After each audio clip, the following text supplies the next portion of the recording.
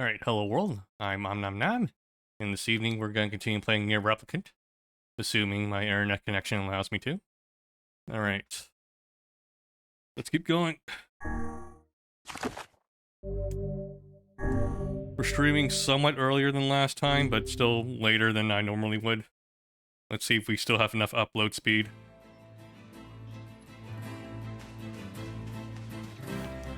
Yoink. Alright, let's see, what was I doing last time? Oh yeah, there's still the item unknown quest. I'm pretty sure we just have to get the watermelons. I don't think I have any seeds on me. We tried the melons last time, but I think we need specifically watermelons. There's also meeting the mayor in the Forest of Myth. We'll knock that one out as we go.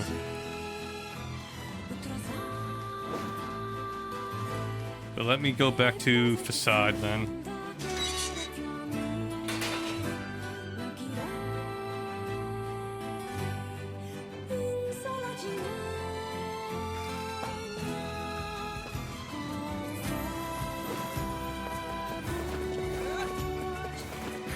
It is kind of annoying how if you want to go to the junk area, you have to go through all of this. I wonder if I could just jump off, actually. Probably not. There's invisible walls everywhere, if I remember correctly. At least they leave a board there for you once you get off.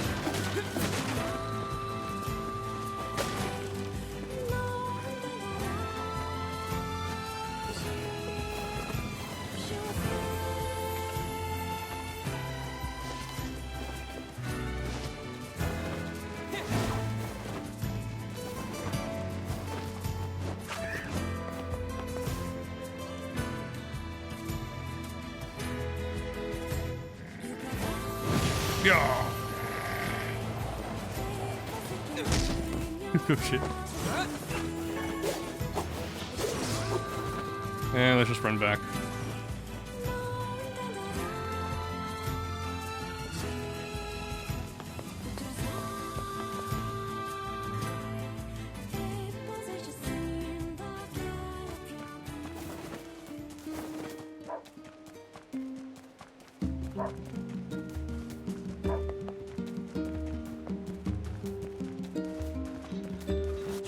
Save here.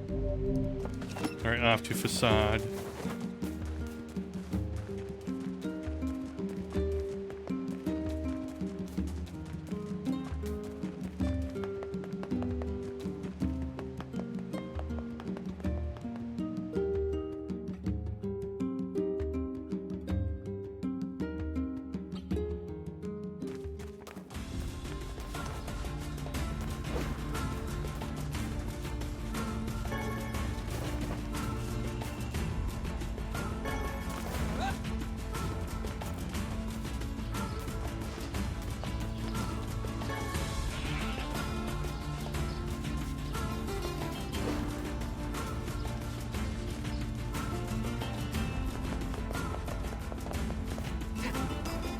Yeah, whatever, I don't have time for that.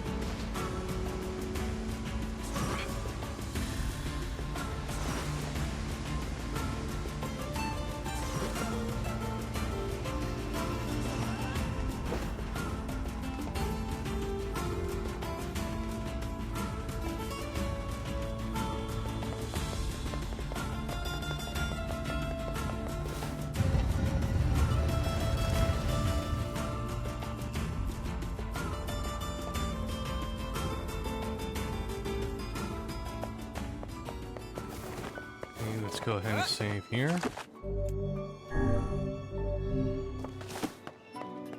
Alright, let's talk to the vendor here. Let's see, grocery store. How much are you charging for watermelons?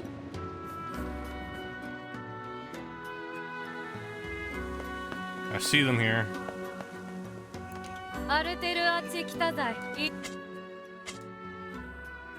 800.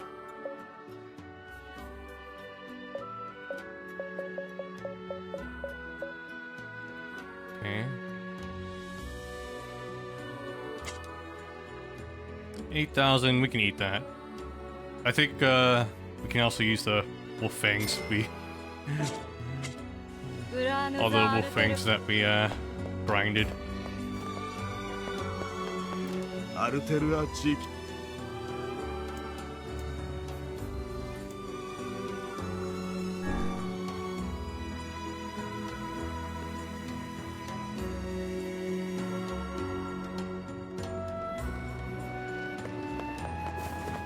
This has to be it, please. Are these watermelons what you were looking for? Great! I hope you can make your daughter something tasty. I'm surprised it was something I could purchase from the same area. She loves watermelon cake more than anything. Now please take this reward. 3,000 gold. Okay, that helps offset the cost. Okay, let me go to the strange things store actually.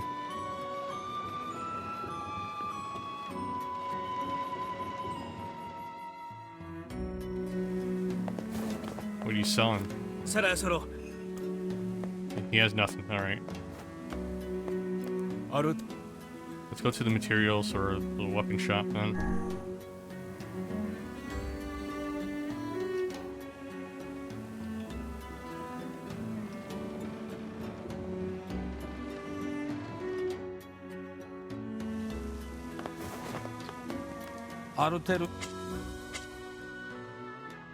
That's also 8,000.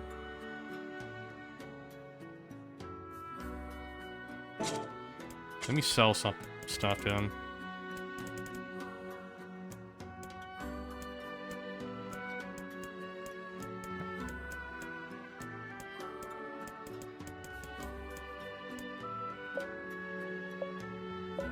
Let me sell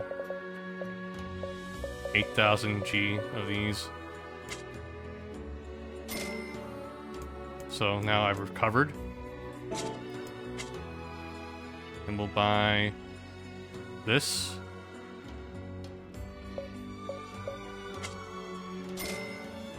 And let me sell some other stuff. I have a surplus of rice too, I think, yeah.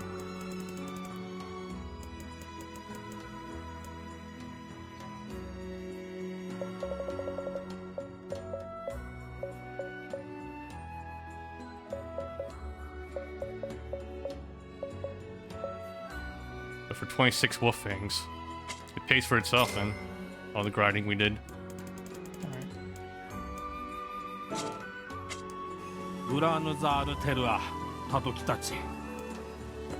Alright, let me look at my words. Word edit. Weapons. I have the best words. I guess we'll equip these with the best words also. Even though I'm not gonna use them.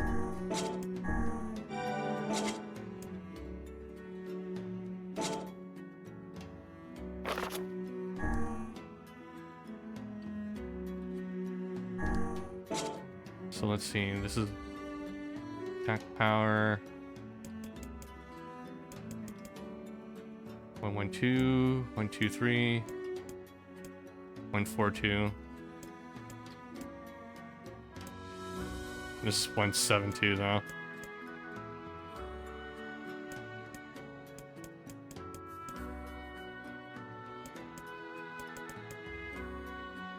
Let me equip it out of curiosity though.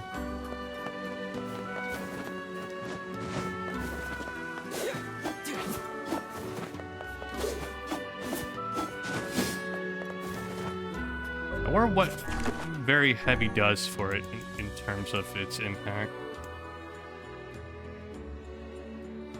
Because it doesn't have as much attack power or magic power. What's Rebirth look like? It's a circle.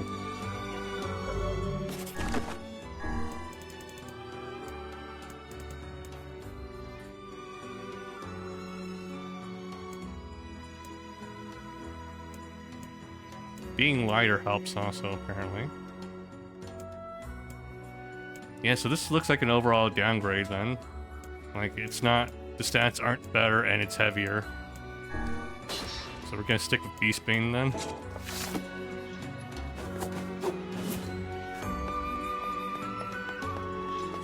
But I have it now. Maybe there's an upgrade for it later on.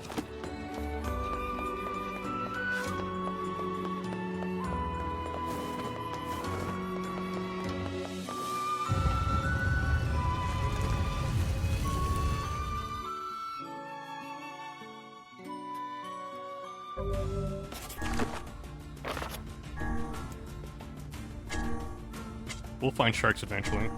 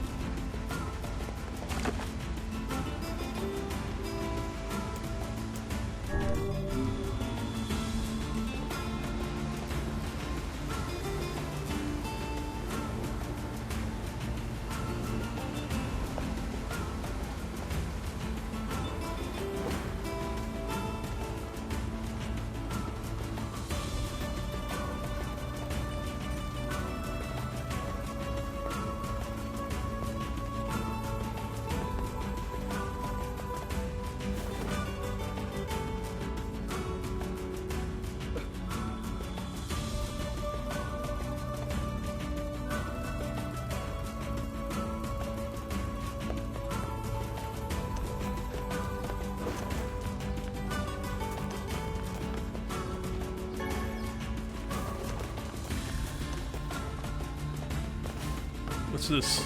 Silver ore?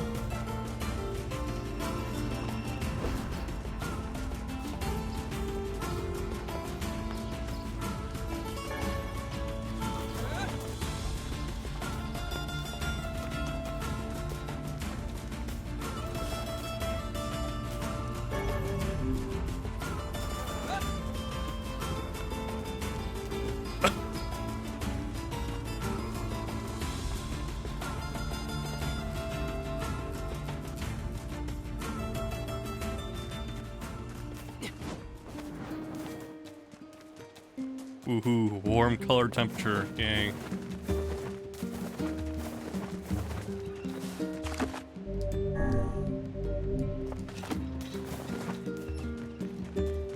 Let me check what seeds I have. It's probably worth doing it just for the money.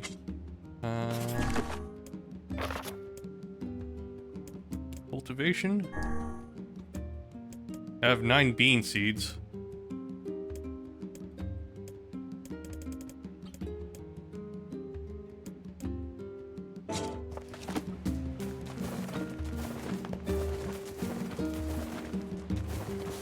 Oh wait, a letter. Today was awesome. Papa made me a huge cake that was really yummy, and everyone in the village has been wishing me happy. It's fun. I feel like a princess or something. I don't feel sick at all today. In fact, I almost forgot I had this disease, so maybe you can forget about it too and come back home now? Alright, the field is clear, so let me go ahead and plant those beans.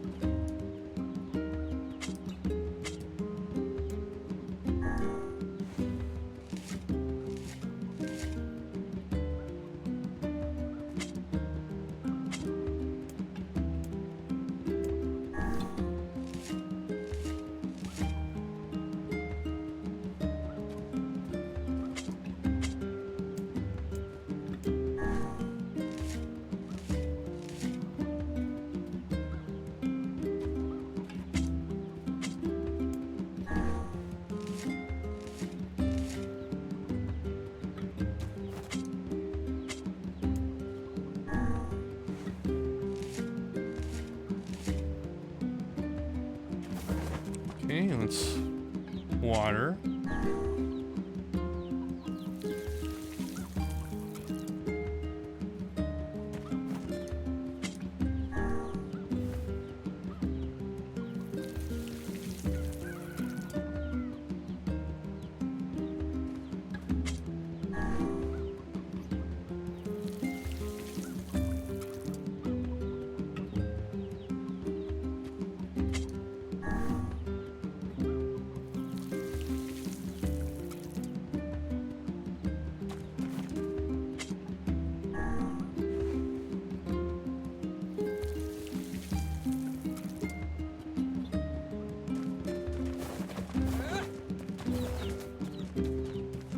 There we go. Actually, I wonder, how does the fact that the sun never sets impact the agriculture here? Does it mean the plants grow twice as fast because they get more sunlight then?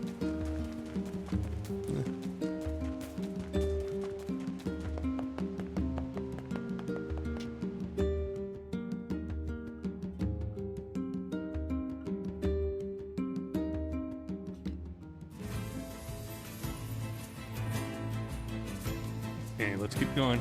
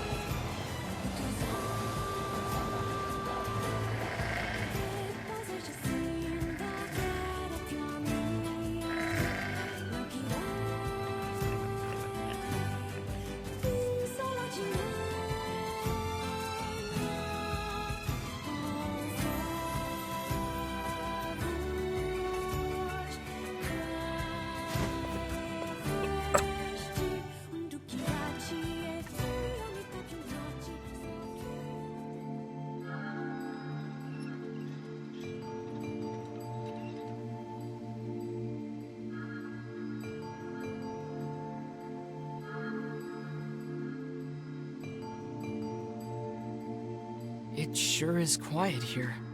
Such silence bodes ill. There's trouble on the way. I'm certain of it. You know, a little optimism now and then wouldn't hurt, Vice. Such cheek. Save?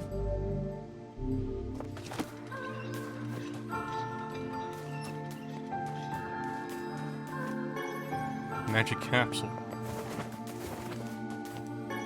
What's that?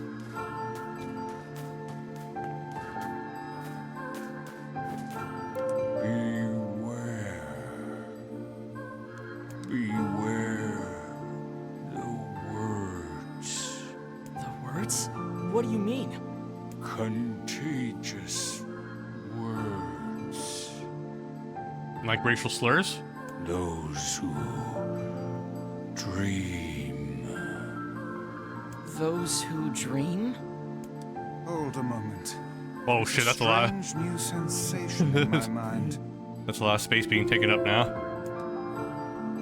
Vice's voice rose in a quizzical way. It is not quizzical. What's going on? The villager's body shuddered as he slowly opened his eyes. Perhaps we should start by asking this man. Who are you? We heard something happened to this village, so we came to see if we could help. The mayor stared at me and Weiss. If you can speak to me, I mean Vice. If you can speak to me. I must have caught you in my dream. In your dream? The mayor explained. In the past weeks, a mysterious disease called the Death Dream has spread across the forest of myth. Those who caught it were cursed to fall asleep and live forever within the world of their own dreams. The village mayor had determined the Death Dream was spread from person to person by spoken words, but before he could learn more, the disease took him as well. Vice stared at the mayor. his mouth twitching slightly. Now see here. Are you saying that we have been absorbed into your dream? Well, yes.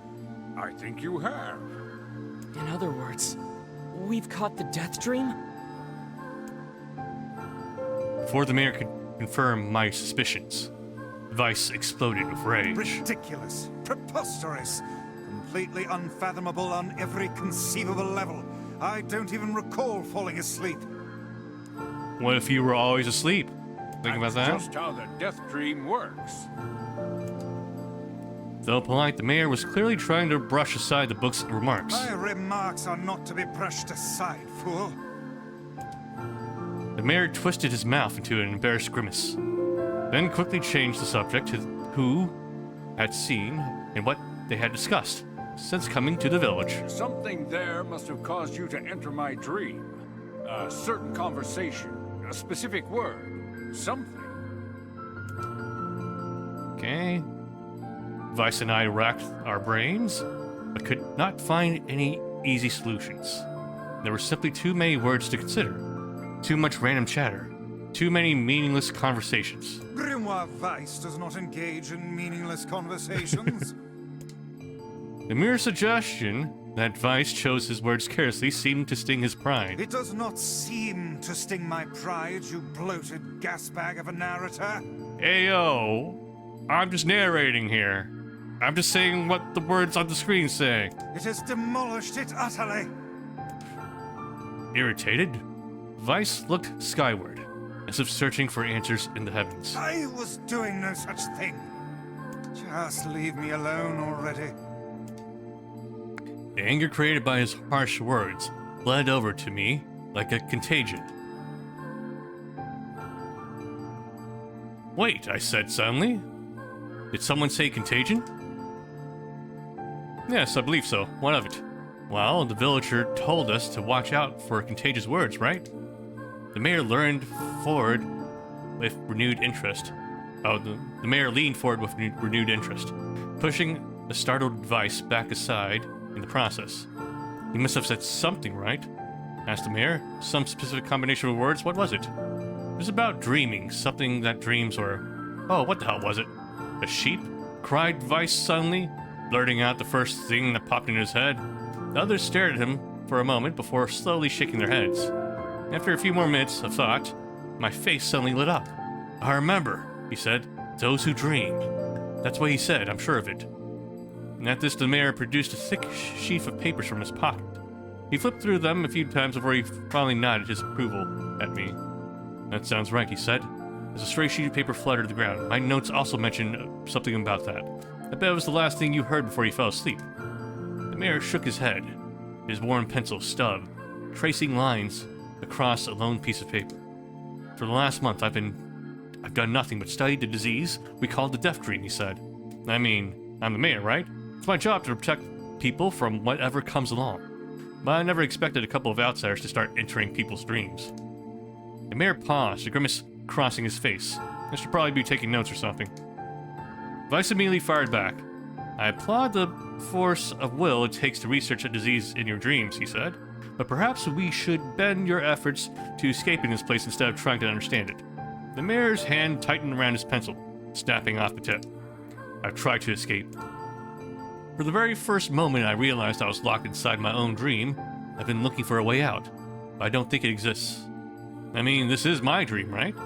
If there was an exit, I know about it. He paused for a moment, his unfocused eyes staring at nothing. My village was beautiful, he said, to no one in particular, and it was filled with the most wonderful people you could ever hope to meet. But once this disease took hold, things changed. It's like someone took a sponge and soaked all the color out of our lives. I just want to be whole again. I want us to be free. And I won't stop trying until it happens.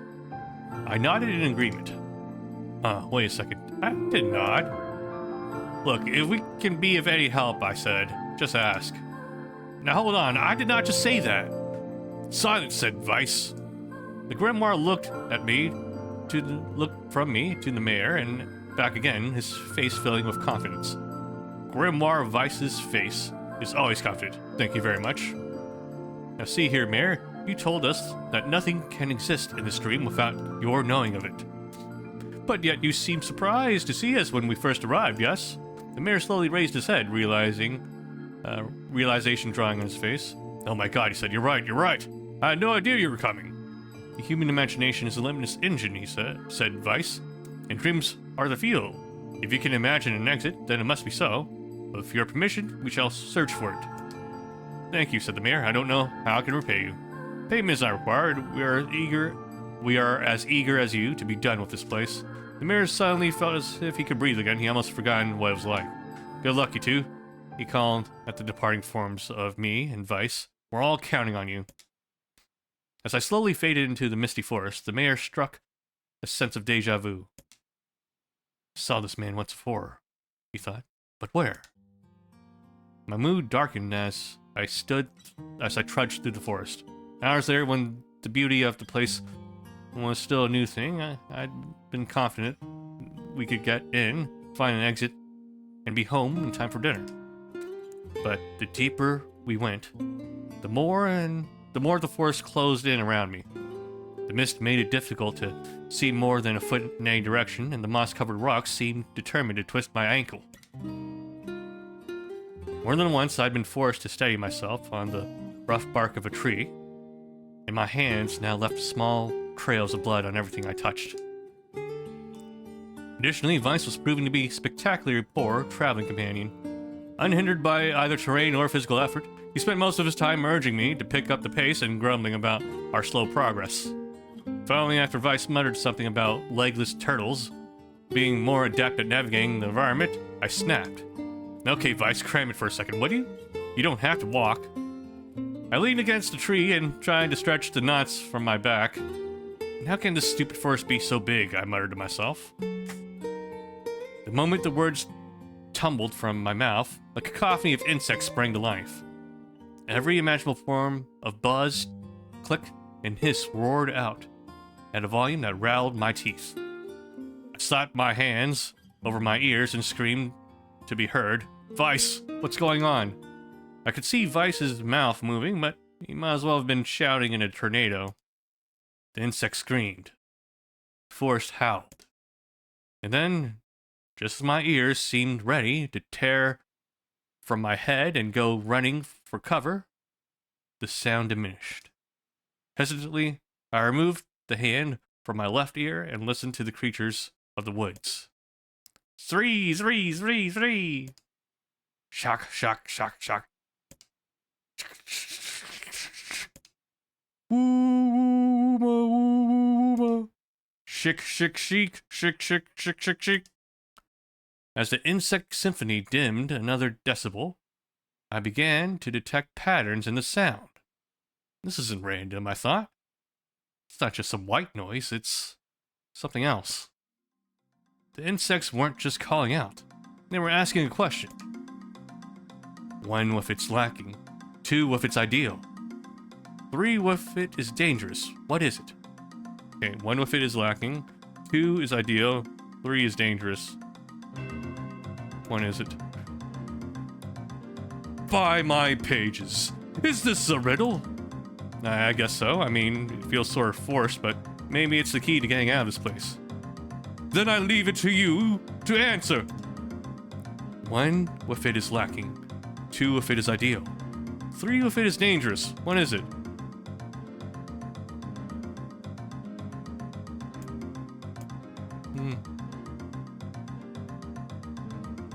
The answer is a seesaw?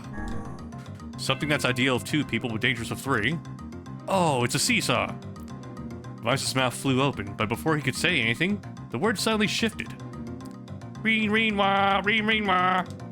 Shick, shick, shicky, shick, shicky. When I came to, I was once again surrounded by the sounds of insects. The cries of the insects were creating words. Words I had heard somewhere before.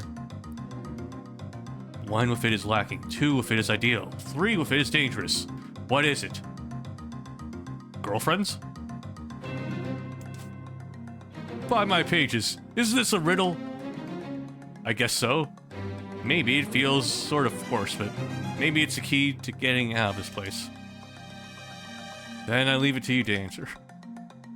Oh god, we're doing this again. 1 if it is lacking, 2 if it is ideal, 3 if it is dangerous. What is it? It's a seesaw.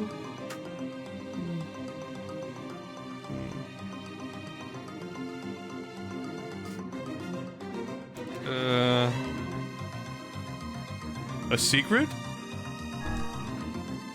Inwardly furious that Vice left the task to him, I sighed and gave the only answer that made sense. It's a secret, right? The sound of the insect stopped suddenly as it began. The forest overgrowth parted before me like a rippling wave, opening a new path. The forest arthropods are making a road for us, said Vice with glee. Pleased at passing the test, I moved on with new intensity. The path offered my body a relief from the undergrowth, but gave even greater cheer to my mind. As long as they were on a path, their journey had a purpose. I guess the force had accepted us, huh? Okay. Vice spun around to face his companion. Do not make the will of this force some happy pet you can suddenly befriend. We have no idea where this path leads. As Vice finished speaking, the pair turned a corner and found themselves facing a clear forest a clear forest spring. Smiling, I picked up a small rock and sent it skipping across the surface of the water.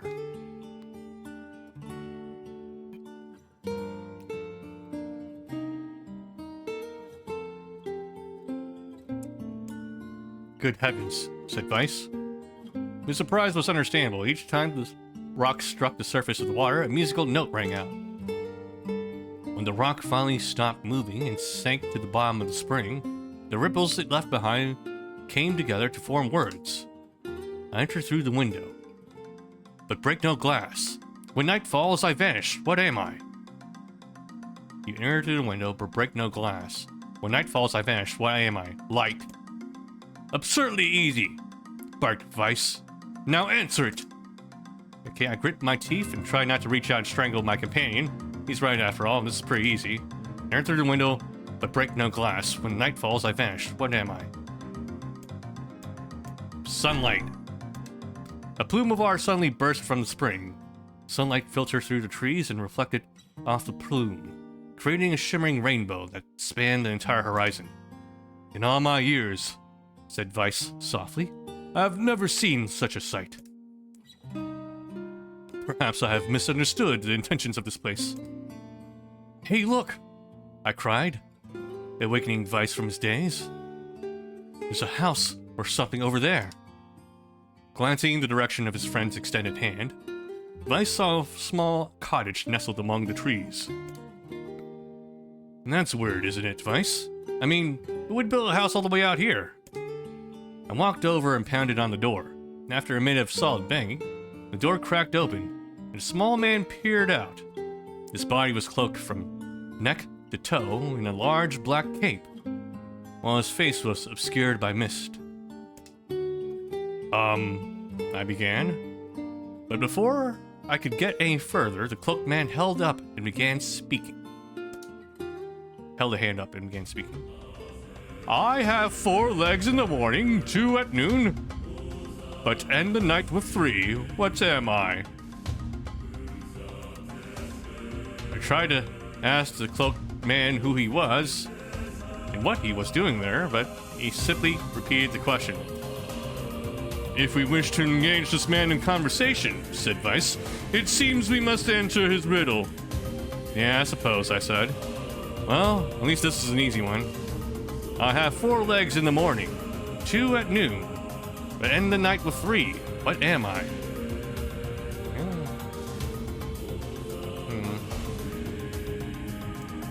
A demon and angel. I don't know the cycle of a demon and angel and a man though, right? You're in bed with like 4, right? And then you at the day you're walking on 2 legs. And night.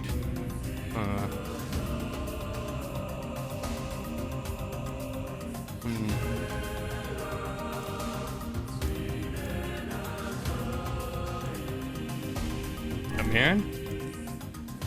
The mist dissolved from the cloaked figure as he spoke a single word. Correct. With that, the man flung his garment aside, revealing his true identity. I still don't recall how that's correct for that one. Like, I know the context is different, right? Like, you begin your life with 4 limbs, then you learn to walk on 2, and then you need a cane to walk on 3 at the end of your life. Morning, afternoon, and night isn't really the best way to phrase that riddle. Okay. With that, the man flung his garment aside, revealing his true identity. You're the mayor, I cried. The small man slowly shook his head. I am not the mayor you know. Now listen to my words. Long ago, I saw a version of you that was not yourself. I'm sorry? What does that mean? It will make sense in time. At present, I simply congratulate you on cracking the seal of the Death Dream. Now you must go to the person at the forest entrance. And with that, the man turned on his heel and slammed the door behind him. As I watched, mist seeped up from the ground and enveloped the cottage, erasing it from existence. When Vice and I returned to the forest entrance, we found the mayor leaning against a tree. As soon as he caught sight of the duo, he sprang to his feet and scrambled over to them. Good gravy, he cried. You made it! You actually made it back! His left hand grasped me and plumped it so fiercely, it threatened to dislodge from the socket. What? Alright. His left hand grasped mine and plumped it so fiercely it threatened to dislodge from the socket, while his right seized Vice by the cover and swung him through the air. God, by the heavens! Stop shaking me, you fool! We have not even told you we were successful or not. The mayor smiled broadly and shook his head. I'm just happy you're alive. I didn't think I'd ever see you again. I withdrew myself from the mayor's eager handshake with a slight smile. We broke the Death Dream seal, he said. At least I think we did. The mayor's face beamed as I filled him in on the details. When the tale was done, the 3 of them laid down on the forest ground and fell asleep. I cocked my head. Okay, hang on a second. This is crazy. Why would we just lay down and go to sleep? Cease your endless prattle and go to sleep, fool! Fighting against the rules of this place is futility in itself. The mayor and I obediently reclined atop the grassy earth. Have you forgotten? Continued Vice. It is words that control Death Dream. Words that allow us to move from place to place. No matter how unnatural they seem, the words are absolute. Therefore, if the words tell us to sleep, then sleep we shall. And once we do, the story will continue. With that, the trio found their eyes growing heavy, their breath slowing. This is the first time, began the mayor. The first time I've felt tired since I was in prison here. His words were cut off by a loud, long yawn, and he remembered nothing more. They might have slept for an hour or a year. When they awoke, things had a slightly more real quality to them. The mist felt thicker, the leaves greener. It was clear that they had awakened from their dream. I shook the mayor's shoulder gently. Good news, he said. I think we made it. Oh wow, said the mayor. In an awed voice. We did. I'm back. He blinked once, then again, as if not quite believing the sight before him. You two have no idea how much this means. The Death Dream was spreading through our village, and I wanted to... Well, I thought I could figure out how to stop it, but I guess that wasn't the case. I must have caught the disease and become trapped in my own dream. The mayor started to stand, then collapsed back to the earth. He stared at his legs as if trying to remember how they worked, and then glanced at me and shrugged. Without a word, the young man reached down and pulled the mayor to his feet. Real life may take some getting used to, said the mayor, as a wry smile crossed his lips. You shall relearn in a short order. I am sure, said Vice. For now, you should return to your home and rest. No, said the mayor, swaying on unsteady feet. No, I can't. Some of the villagers are still trapped in the Death Dream. I have to save them. The mayor slowly made his way to the divine tree in the center of the village, then bowed his head and prayed silently. This is a holy tree, he explained. When the prayer was finished, it's the guardian of our village's history and memories. Superstition will only make our mission harder, muttered Weiss. We should not put our faith in the gods. The mayor shook his head, not the gods, the words. Legend says that our tree is home to a powerful magic known as the sealed verse. Weiss and I could not contain our surprise. It seemed the goal had been found in the most unexpected of places. I say, muttered Weiss, this is certainly a stroke of luck. And as the three of them said their goodbyes, I mentioned the strange man who had given me the third riddle and the mysterious words he had left with us. I once saw a version of you that was not yourself, muttered the mayor. What in the world does that mean? Lost in thought, he stared into space for a long moment. You know, he said softly, and this is going to sound odd, but I had a feeling I'd seen you before too. I tried to keep a straight face and failed, but the mayor didn't seem to notice. Deja vu, right? Anyway, I figured it's just some kind of illusion created by the death dream. It probably doesn't mean anything. Probably. I gave the mayor a nod and smiled, but inwardly, my thoughts were racing. There's something wrong about the mayor and his words. And what exactly is going on here? And that riddle would prove to be the most difficult one of all. Oh, thank you so much. Now I can finally return to a normal life. This is one of the most bizarre diseases I have ever encountered. I know. That's why we have to help the other villagers, no matter what. Obtain dark execution magic. Summon magical spikes from the ground to impale multiple enemies. Okay. For a sealed verse, that didn't take much effort. Yes, all a touch too easy if you ask me. It's almost as if someone was guiding us to this village. Don't overthink advice.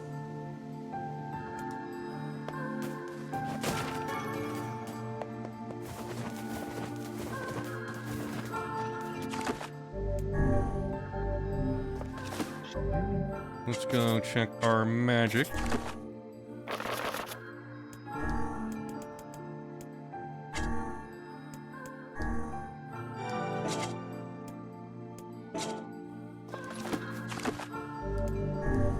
I still prioritize the projectiles, but let's try out.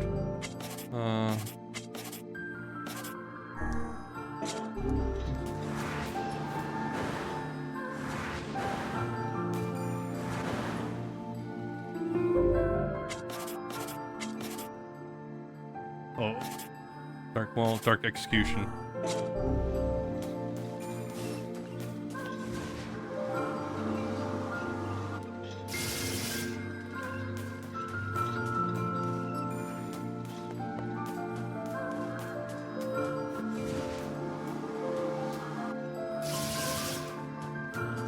I don't know, I still like the shooting stuff.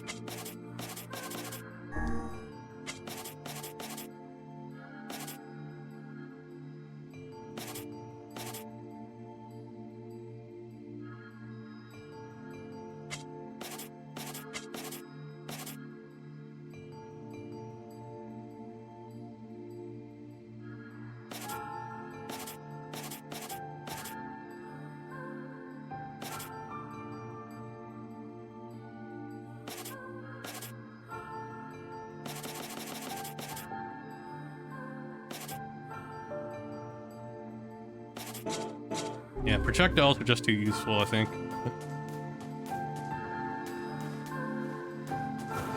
Alright, just in case I forgot. Let me save.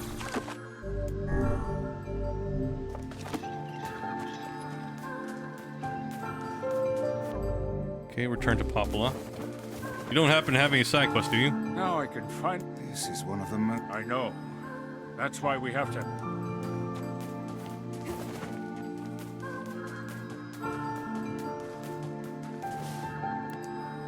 This Ellipses. person must be dreaming too. It would appear that way, yes. Can't say I'm very excited to go back there. That dream world sort of creeps me out. Perhaps you should spend less time complaining and more time getting on with the mission. Yeah. Okay, more, okay. More text adventure. Okay. I breathe air scented with death and resist the urge to laugh. For I know it will sound like the words of a madman. How long have I been in this fresh hell? My box, my prison, is tucked beneath a stairway in a long unused catacombs of some infinite castle. The Infinity Castle! Oh my god. It's the Infinity Castle from Demon Slayer, guys. Outside, I hear the sounds of a funeral dirge that plays without end. Light has no place here. Wind is a forgotten friend. I pray for death to come, but he forsakes me. Time passes, and eternity slips by in a single tick of the clock. Someone knocks on my prison. Anyone there? I hear an unfamiliar voice say. My savior. I clawed the door of my jail, embedding thick splinters under my ragged nails. I scream for help. I laugh. I sob. Surely this is a product of my addled mind. Surely it cannot be true. Help me, I cry. For the love of all gods, please help me. And possibly I hear the sound of a lock being torn out and falling to the floor. As the door slowly creaks open, I have just enough time to see a silver-haired boy and a floating book before the light pours inside. My eyes, accustomed to blackness, explode with pain, and I am forced to turn away. Flashbang! Ugh. Who are you? I ask, shaking my hands, covering my face. How have you come to this place? I am Grimoire Weiss, and this is Nom Nom Nom. Long have we been searching for you. Now come, stand. We shall awaken from this nightmare together. The one known as Nom Nom Nom extends his hand and pulls me from the cell. Though my eyes are slow to adjust to freedom, my ears are keen as ever, and they recognize the staccato sounds of heavy rain. I never thought I'd hear that again, I whispered.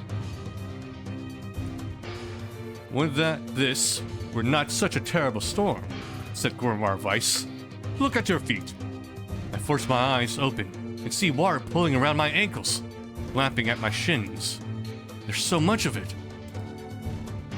Yes, and more comes each moment we delay. If we do not make good on our escape, we shall all drown in this castle. We know you are weak, but you are our only hope to survive this place. Time, that long-forgotten friend, made itself known again. I nodded my head and swore to save my rescuers, no matter the cost. The castle catacombs are a maze, twisting upon themselves like the endless entrails of a giant. I squint down and dim the corridors, and proceed north.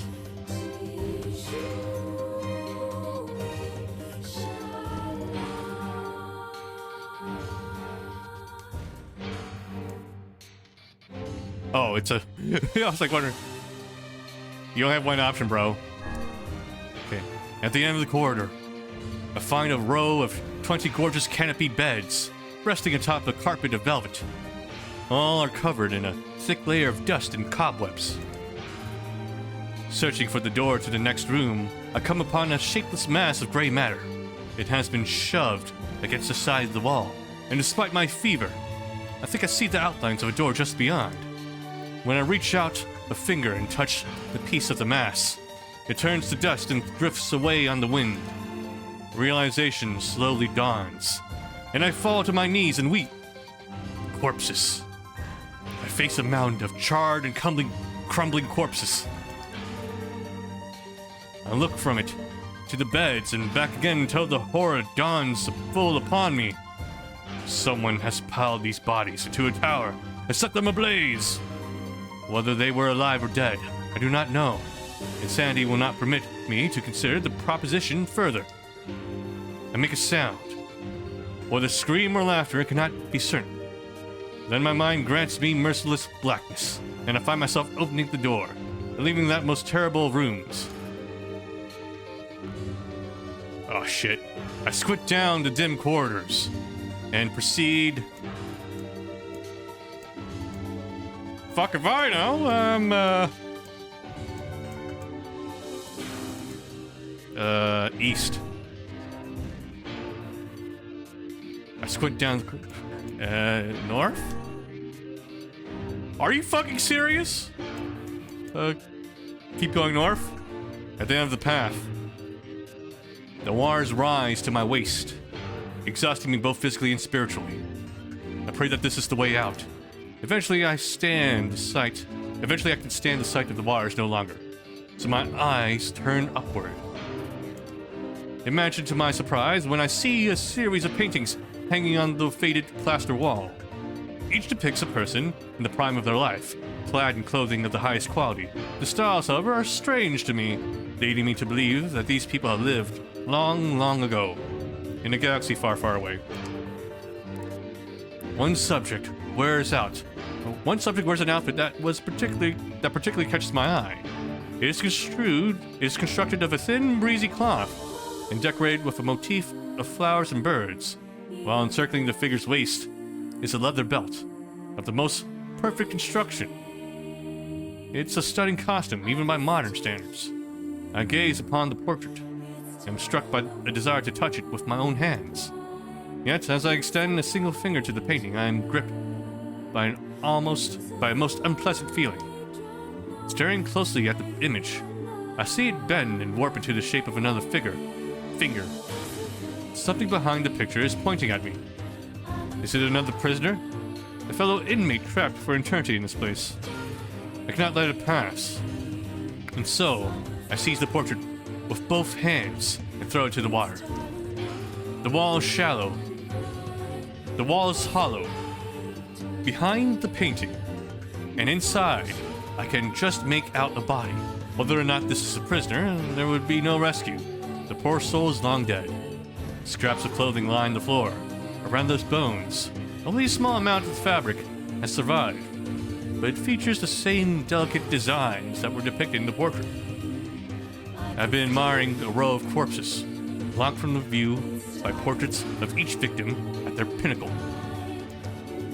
Enough! Shielding my eyes, I paddle forward, through the water. I squint down the dim corridors and proceed north. South. Keep going south. West. South. North. Okay, the water has risen to my chin, and now laps greedily at my mouth and nose. You dumb bastard! Shouts Nom. He surely desires to say no more, but the rest of his insult is cut short by the rising water. Grimweiss, wet and tattered, floats on the water's surface. It's already too late for him. This wasn't how it was supposed to end. What? How was I supposed to know where to go?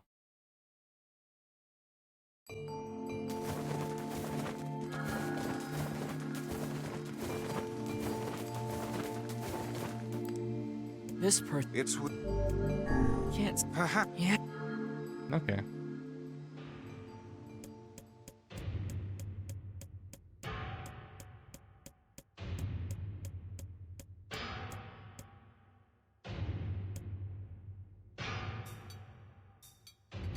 Okay, north.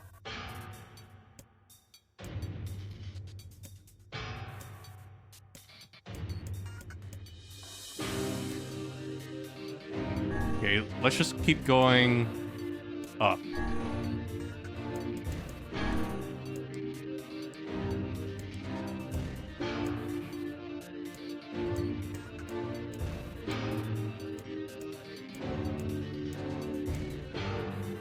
South.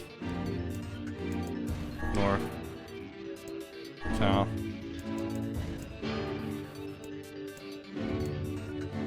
East. At the end of the hall, I find myself in a great hall with only the sounds of rain for comfort. The waterlogged red carpet squeezes beneath my feet as I approach the center of the room. Once there, I behold a beautiful dining table upon which breast china and silver of the finest construction, as well as the remains of a fantastic feast. As my eyes continue to adjust, I see many chairs surrounding the table, each holding a dinner guest. Noticing movement, I approach the chair at the table's end, but as the truth of the matter dawns on me, I recoil in horror.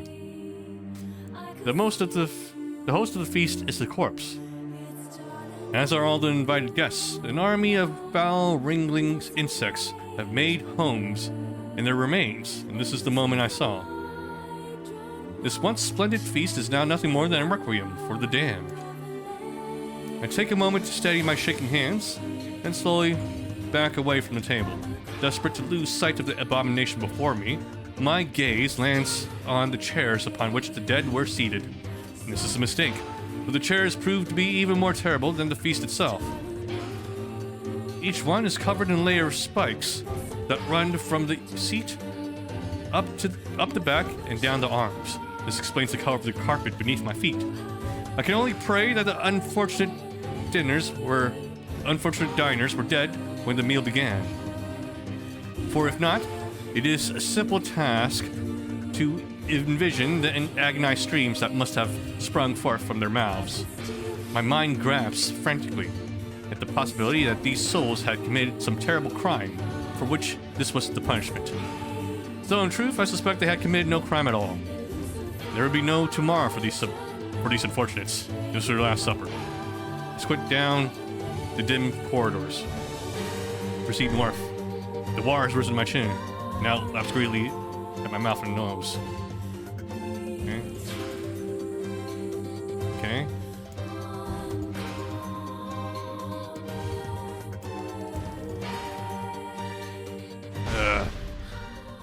I thought going up was the best thing to do. Alright.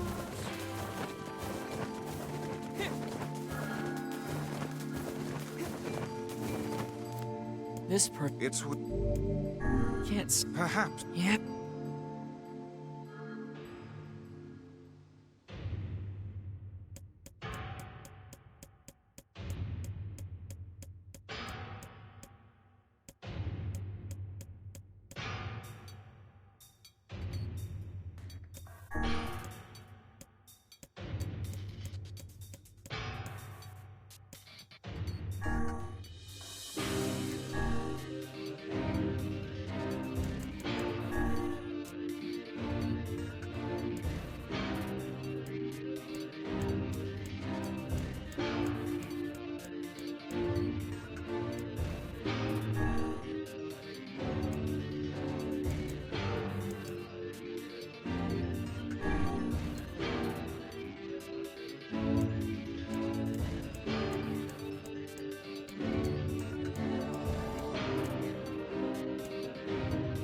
West.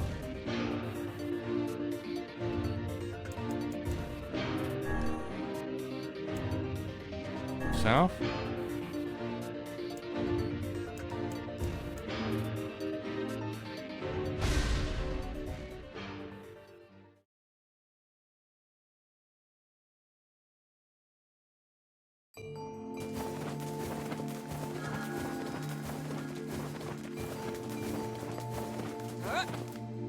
It's can't perhaps. Yeah. Okay.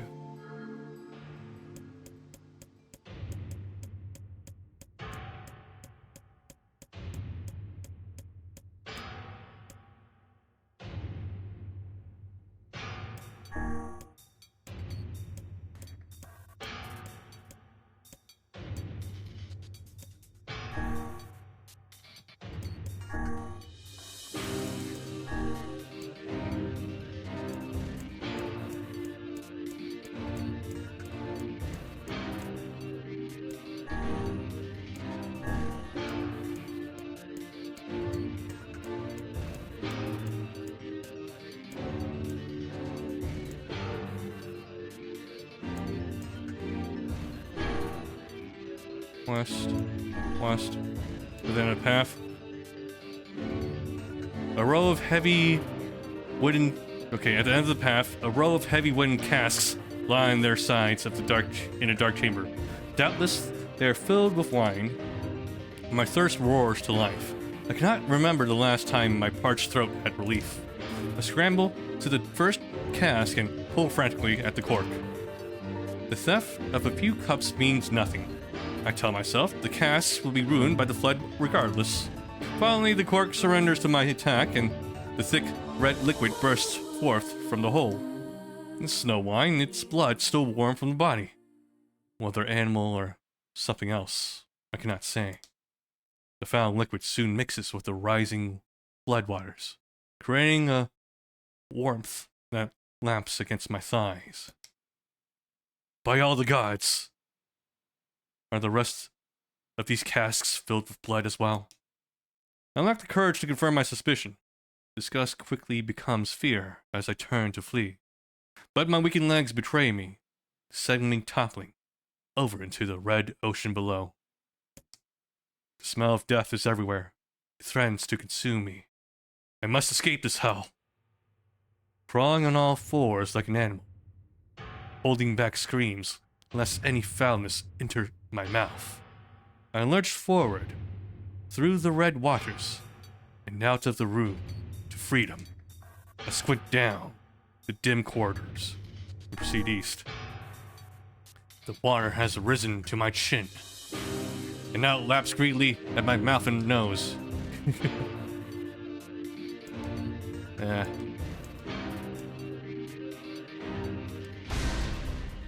Looks like there's no way out of it, then.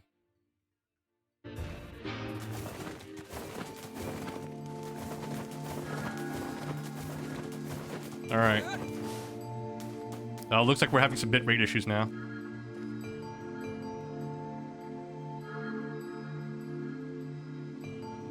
I'll give it a moment here. I mean, this is probably the best time to have issues if we had any.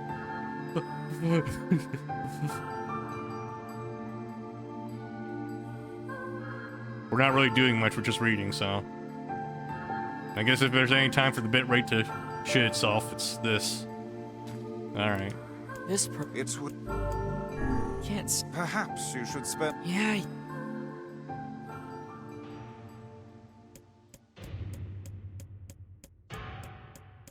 Yeah.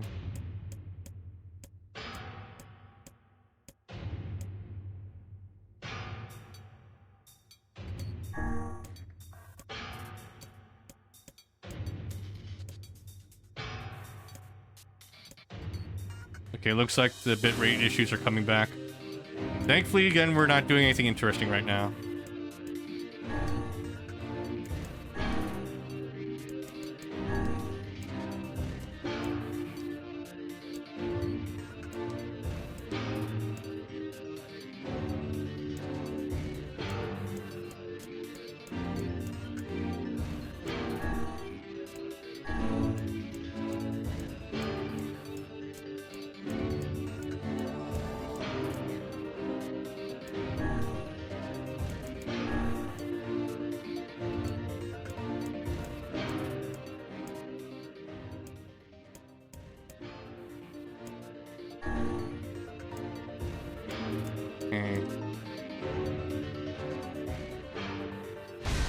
Okay, so I guess going west at the very end is not a good idea.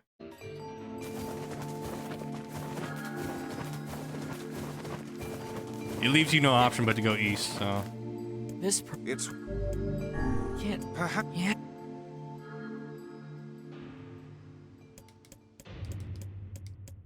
Again, it's not a big deal that we're having issues now, since not much is happening on screen.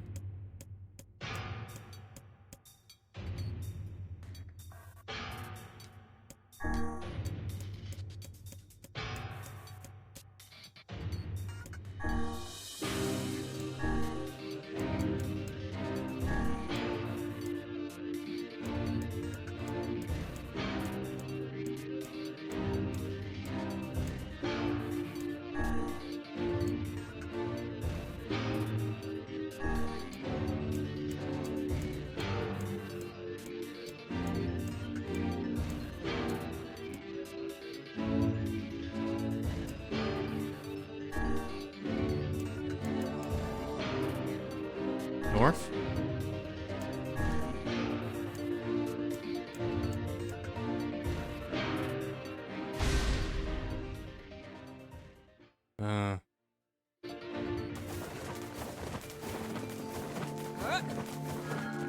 There has to be a trick to it, right? No.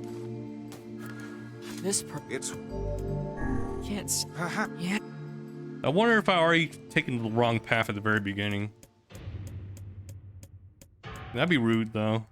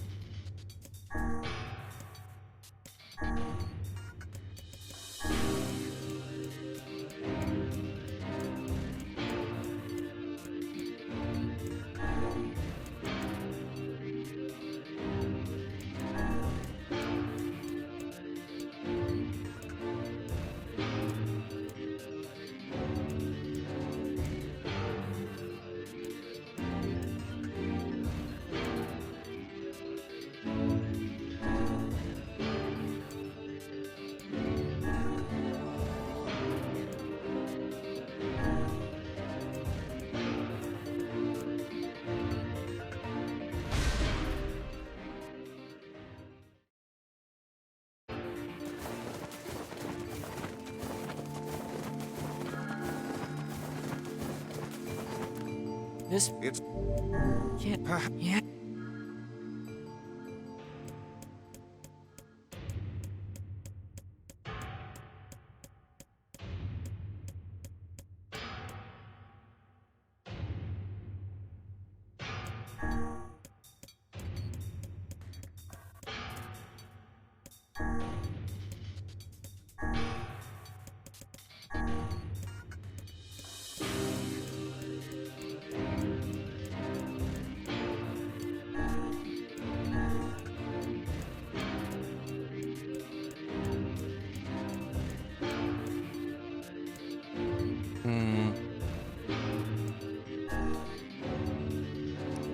Against all hope, we make it to the front door.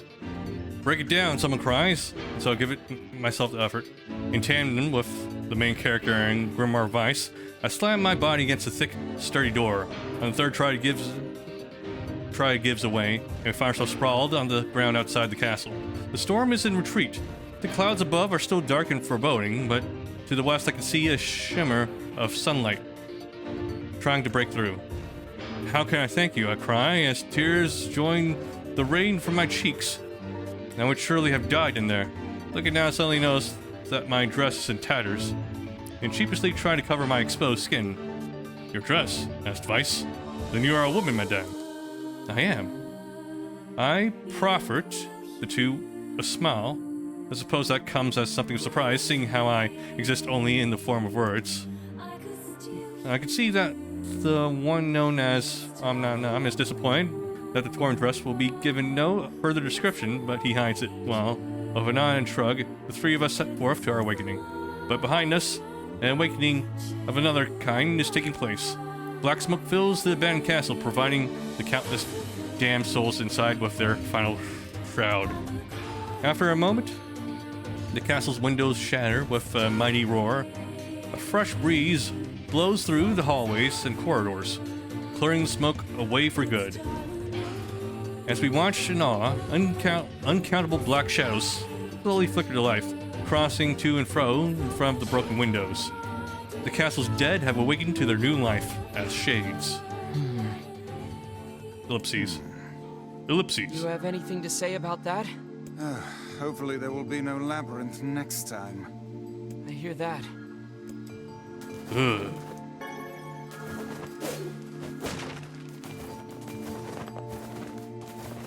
That was annoying.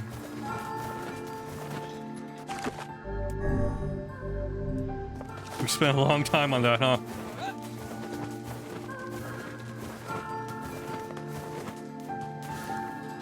Thank you so much for saving me. I never want to have a dream like that again. That was such a pain.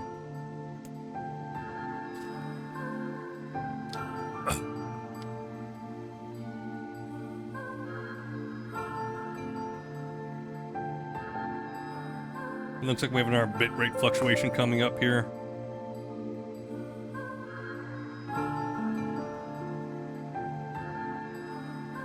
If it's really bad, I'll just have to re-upload the VOD. But we're in a section of the game where it doesn't really seem to be a big deal. And another victim.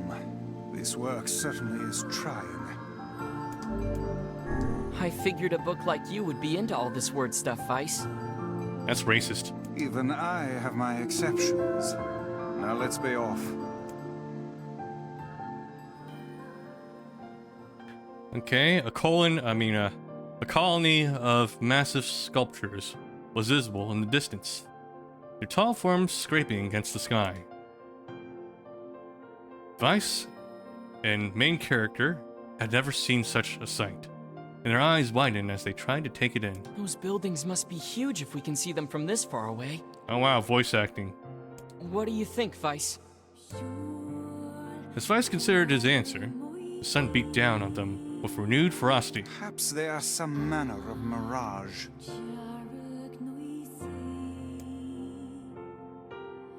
Under this heat, a mirage or two would hardly be an unexpected sight.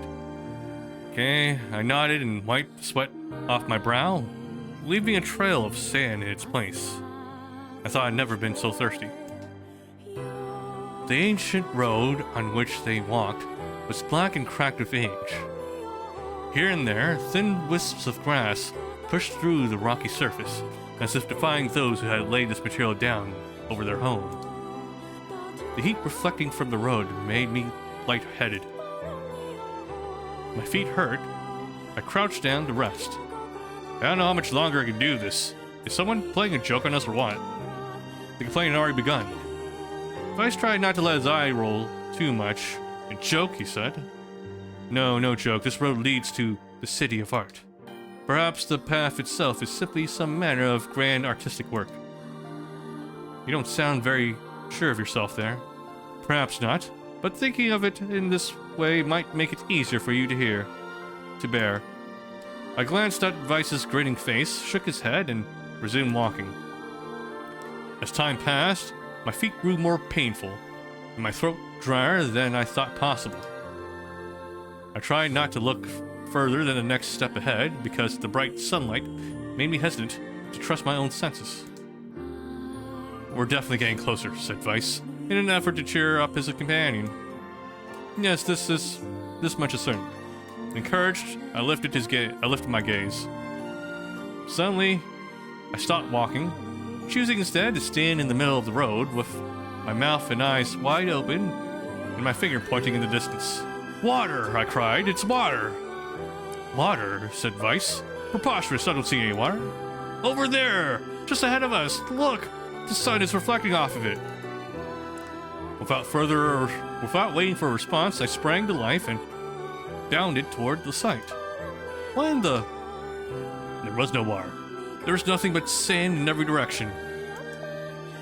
I closed my eyes and sighed as Vice floated up behind me and chuckled softly.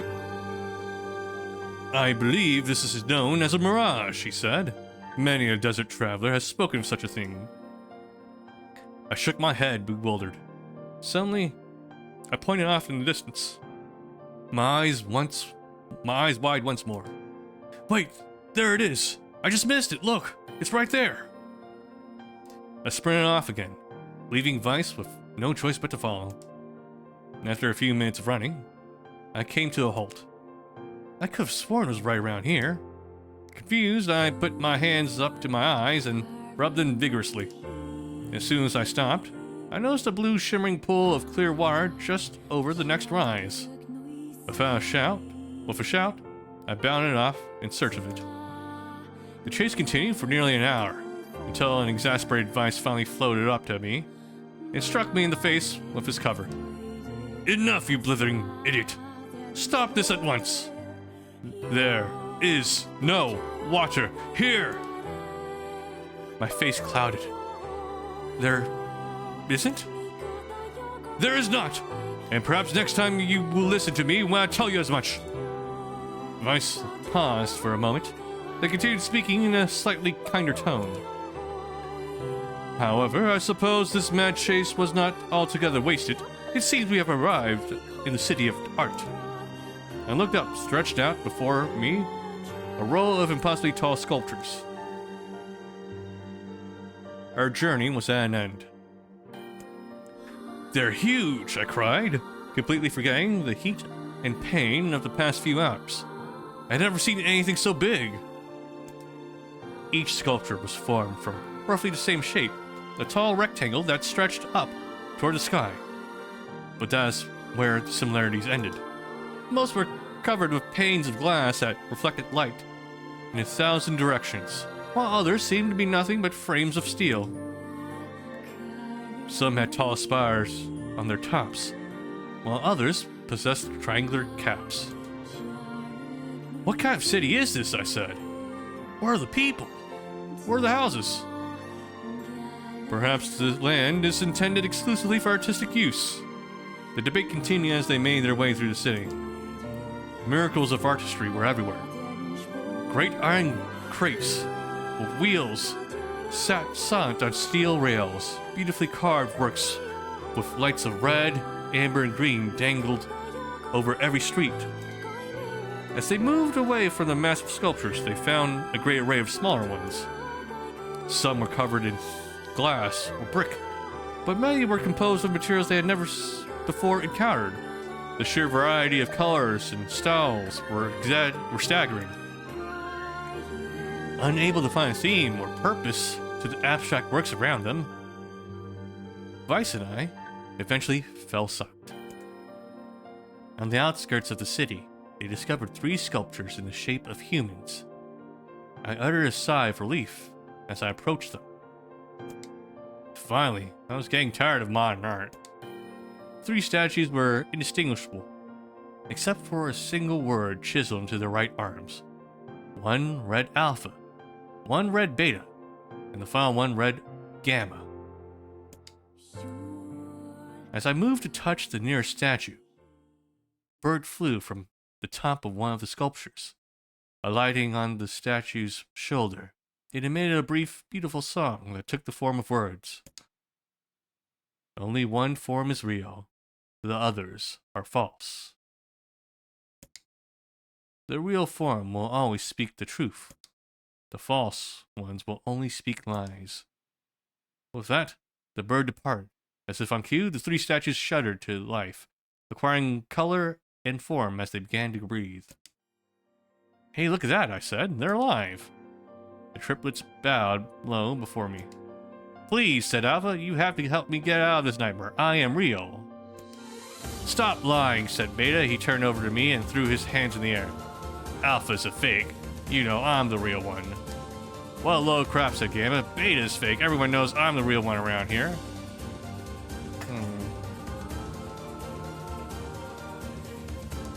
Their respective pleas given the 3 statues returned to their frozen state as silence once again enveloped the city.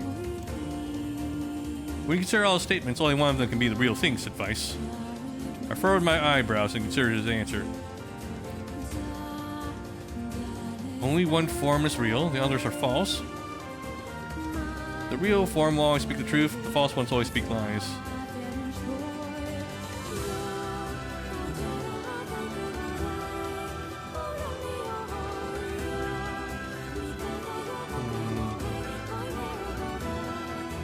I wish I remember what they said.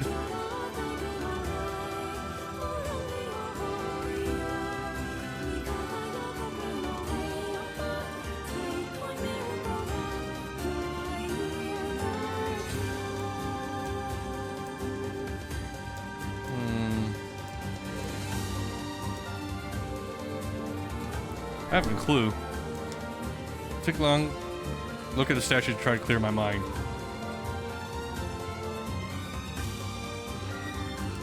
Okay.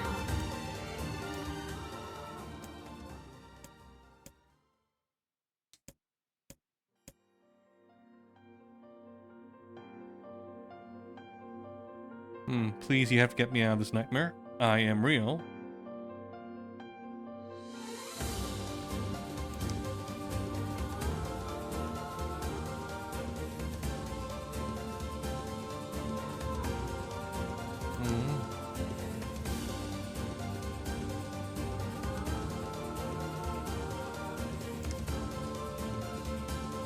I was never good with this riddle.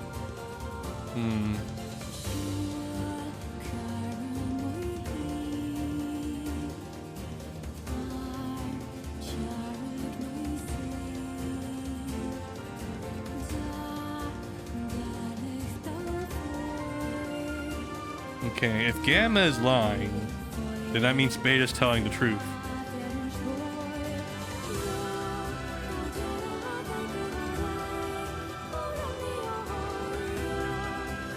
Okay.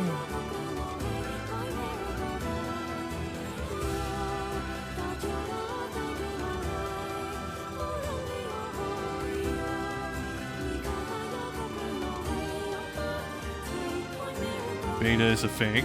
There we go. I guess we'll cycle through it here.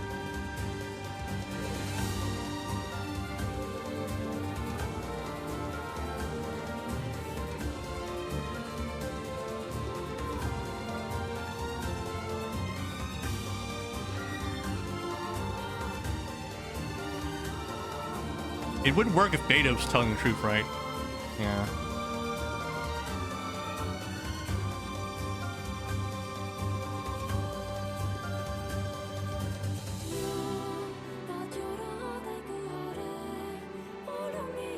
Because if he says Beta is fake,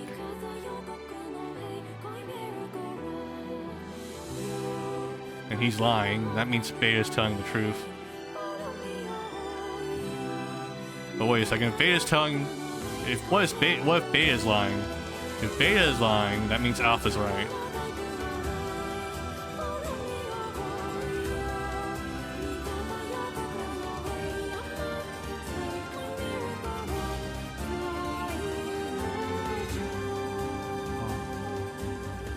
Let's see, if Alpha's telling the truth... Okay, then... So let's say if Alpha is telling the truth, then Beta would say... Then if Beta's the liar, that would also be true. Yeah. No. So if Alpha's telling the truth, then Beta's statement would be fine since he's the liar. And if Gamma says Beta is a fake, that also rings true then. Because Beta would also have to be a liar then. I'm confusing myself.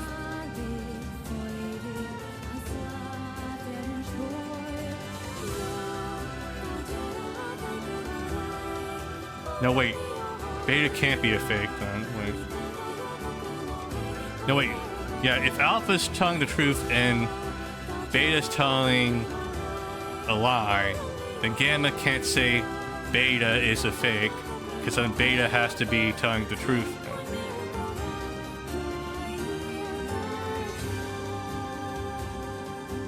Yeah. So if Gamma says Beta is a fake, then Beta has to be true if Gamma is telling something false. And if Beta's telling the truth, then Alpha is a fake. I don't know, that's the first thing I latched onto. We'll go with that one first. Everyone's Beta? Okay. Though my voice betrayed a notable lack of confidence, I was relieved to see Vice's nodding at him. If Alpha were telling the truth, began Vice in the dry tones of a lecturer, Beta and Gamma would be fakes. But in that case, Gamma's claim that Beta is a fake would be true, even though Gamma is a liar. Therefore, that theory crumbles. Okay, cool. So I did recognize it immediately, but I didn't know why I recognized it. Now let us presume that Gamma spoke the truth. That makes Gamma and Beta liars. In this situation, however, Beta is calling Alpha a liar, which would leave us with two statues telling the truth. Fine, let's assume that Beta is telling the truth. If so, Alpha and Gamma's words would make sense, therefore, Beta must be real. I guess, honestly, what I did was I just picked one, and then I just assumed from there, and then it all made sense, so I just said, fuck it, we'll go with Beta then. As Vice finished his explanation, Alpha and Gamma crumbled soundlessly into dust, while Beta sprang to life once more. Congratulations, villager, said Vice in a cheerful voice. Time to awaken has arrived. Thank you for saving me, cried the villager. He dropped to his knees and bowed his head as low as it could go before an uncomfortable knee pulled him to his feet. Why did you have a dream like this? Asked Vice. Have you been to the city before? The villager slowly looked around at the bizarre objects and sculptures that dotted the landscape and shook his head. I don't think so. I mean, it's impossible, right? There's no way I could have ever been to a place like this. But at the same time, I feel like I've seen it before. Deja vu, I muttered, just like the mayor. The vague sense of unease struck me during the mayor's dream once more through my mind. That was rough. I am positive I have seen that place before. Okay, that's enough. Don't need you getting all weird on me too. Okay, there. Now all the villagers can wake up, right? Yes, if the mayor's assumption was correct. I think I have had enough wordplay to last a lifetime. Thank you very much. You're telling me. Anyway, let's go see the mayor.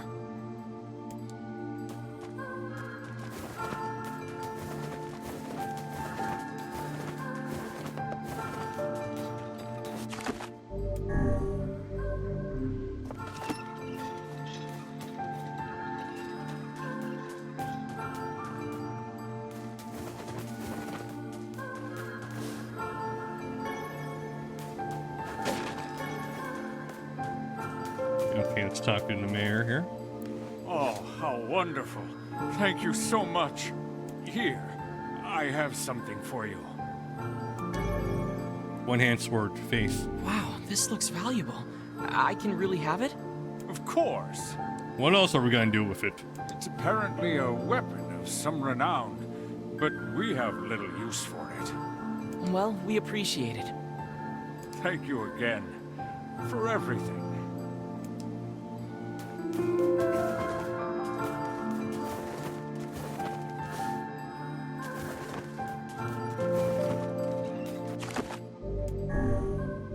Let me check out the weapon here.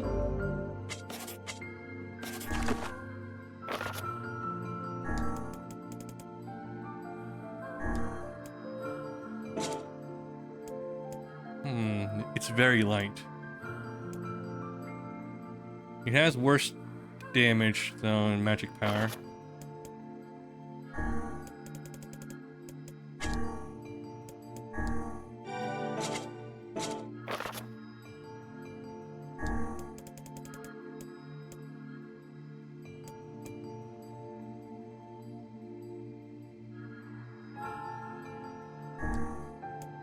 What's it look like now? It does look fucking cool though. Alright, fuck it. We'll play with it for a little bit.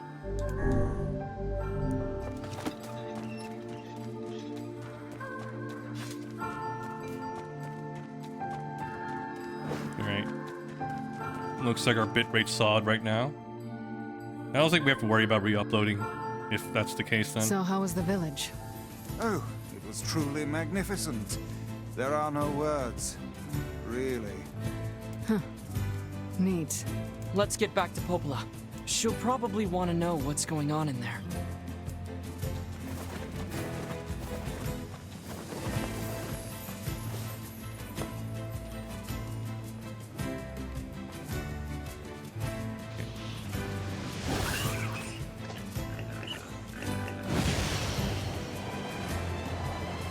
Let's go back to the junkyard.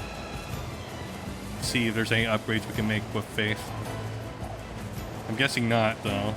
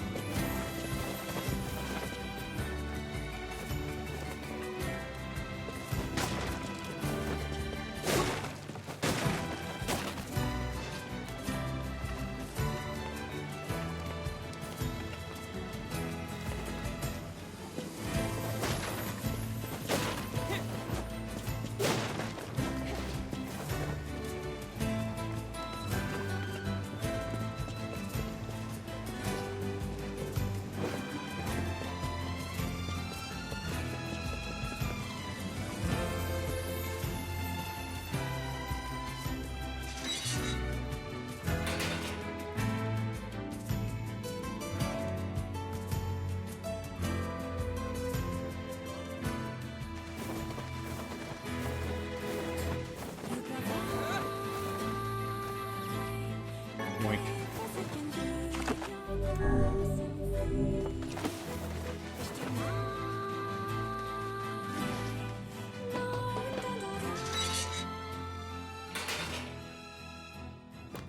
How? Need some work done on your weapon? Let's see. Ooh, with broken antennas, we can upgrade this one. Iron ore and scorpion claws.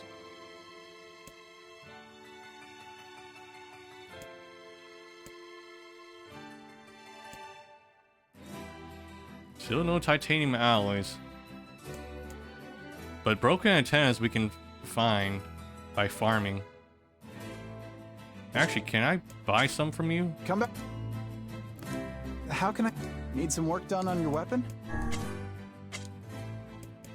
None here. Alright. Come back soon. I can probably get a bunch of broken antennas just by revisiting this area here.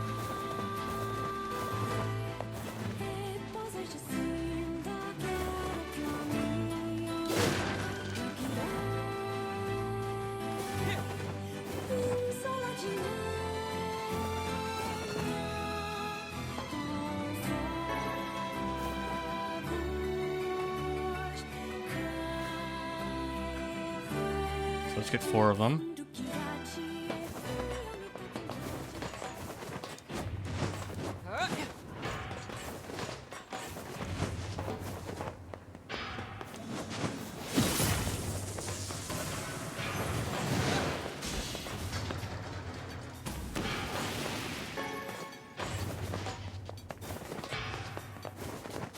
That's to the elevator.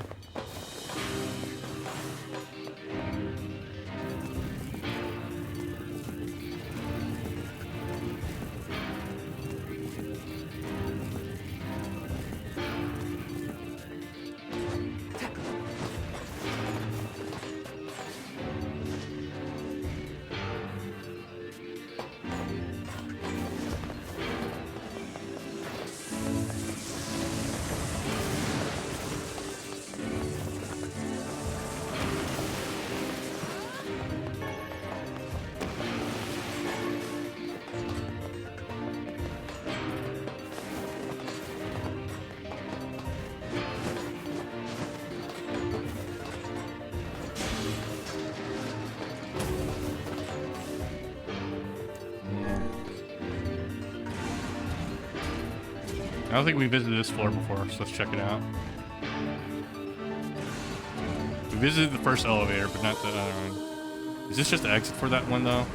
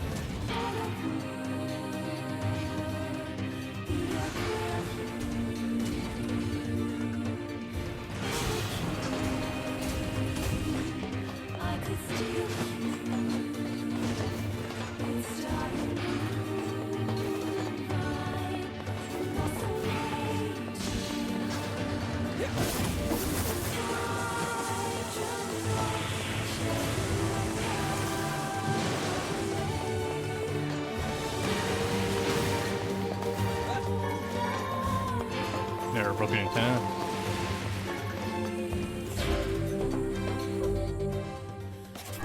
Let me check our items here.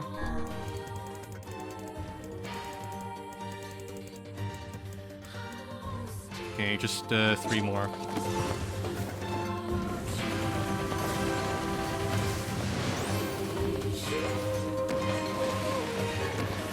Nice. Just need 2 more then.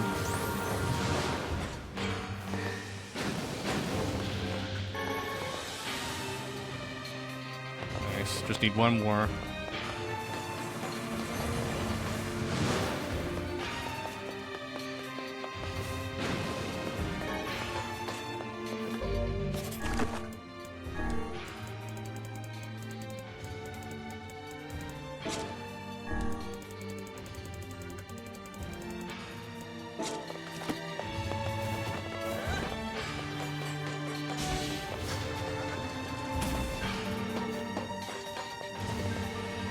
It seems we...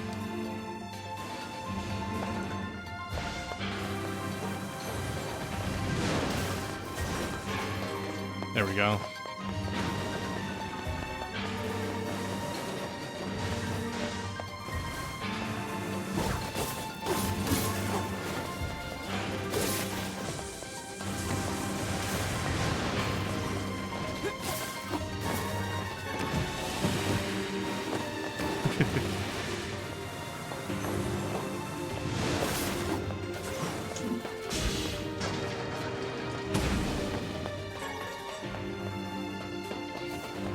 Alright, we have what we need.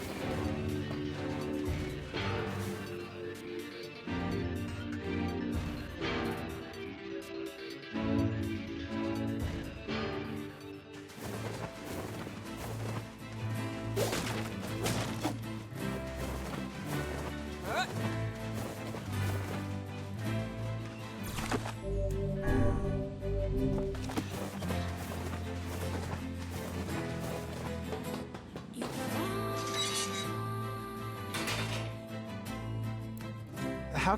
Need some work done on your weapon? Okay, let's upgrade faith.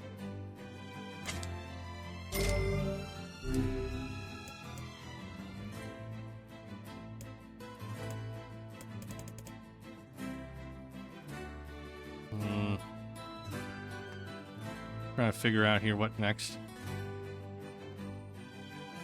Strict bolts we can always get, but titanium alloy. We were only able to find them during the we were only able to find them during the story segment.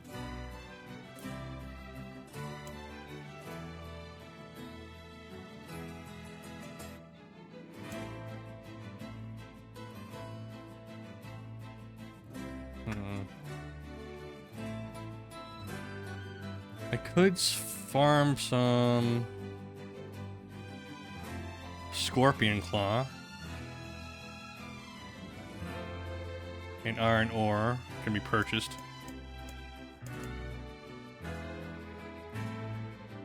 Let's see, 189 is the current stat for it, though. Yeah, faith is already pretty good in the condition we have it in.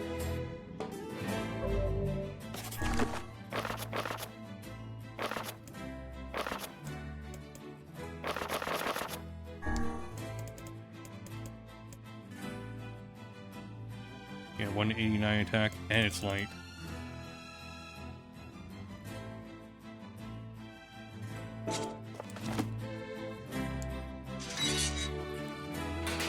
Yep.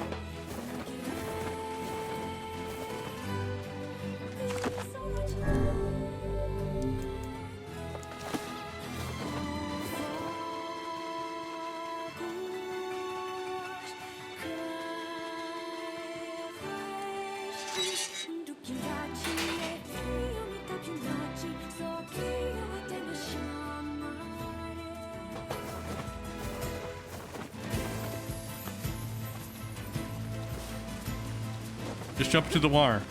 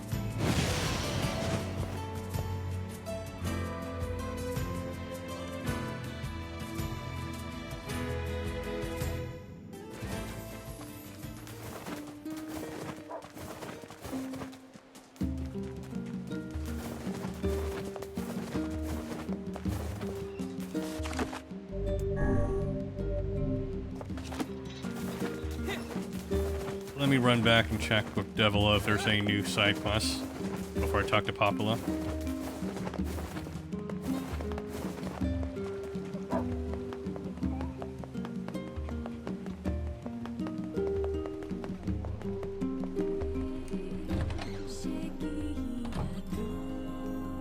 Alright, there aren't.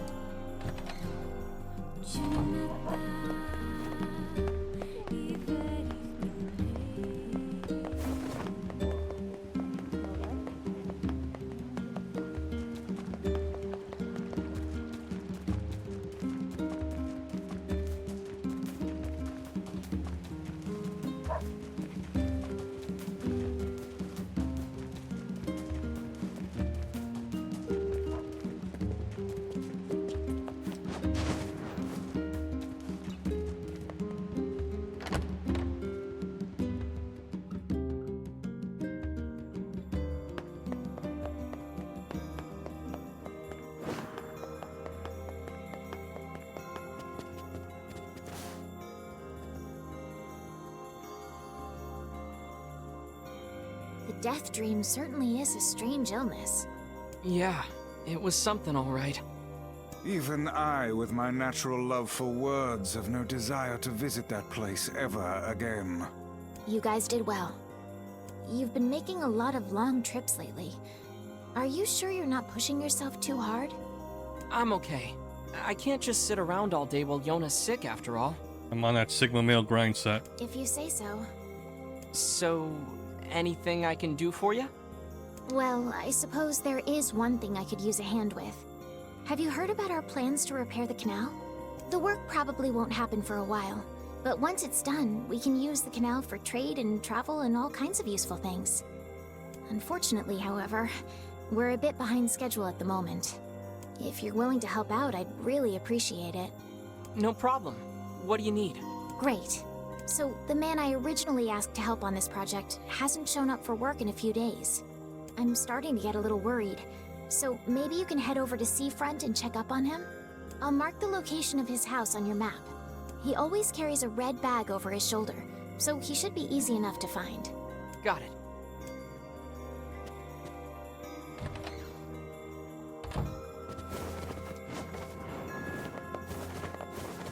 Off the seafront we go.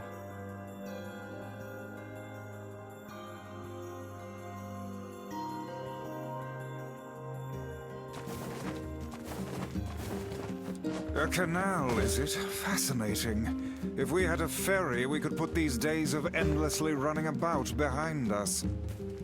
Don't you just float everywhere anyway? Do you think I am borne aloft by the winds, lad? It takes stamina to maintain this height. Oh, really?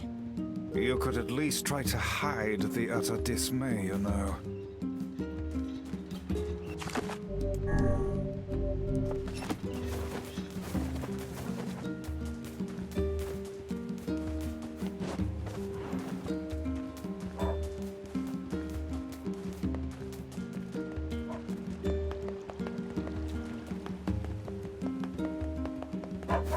Okay, let's give Devila a check here. In case there are any side quests I need to be aware of on my way there. Nope.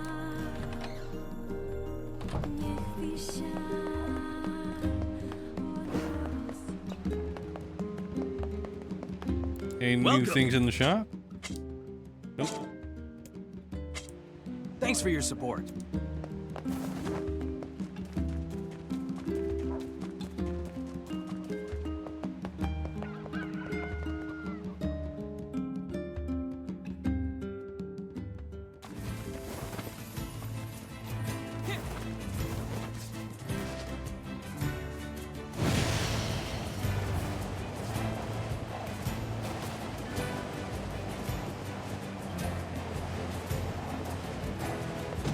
Oops.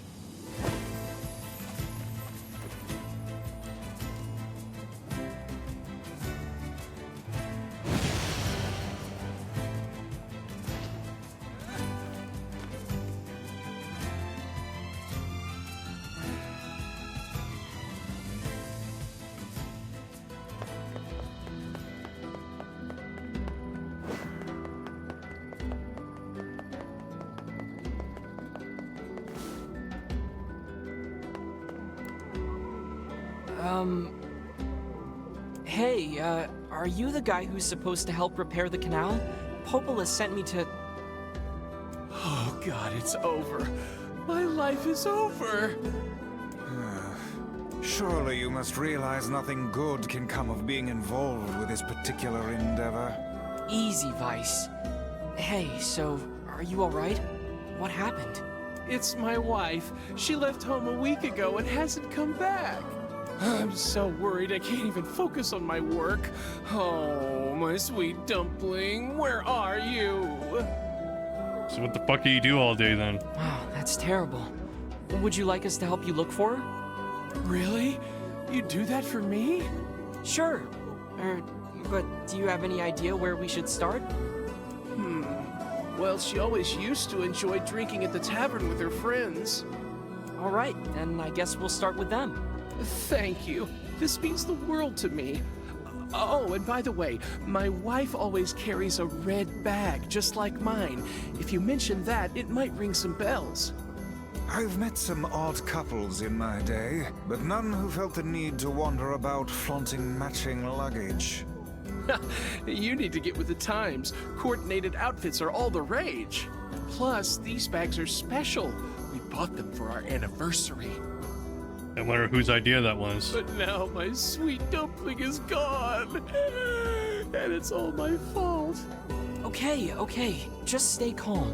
We'll go look for her, alright? You sit tight. I'm willing to bet that man knows more about his wife absconding than he's letting on.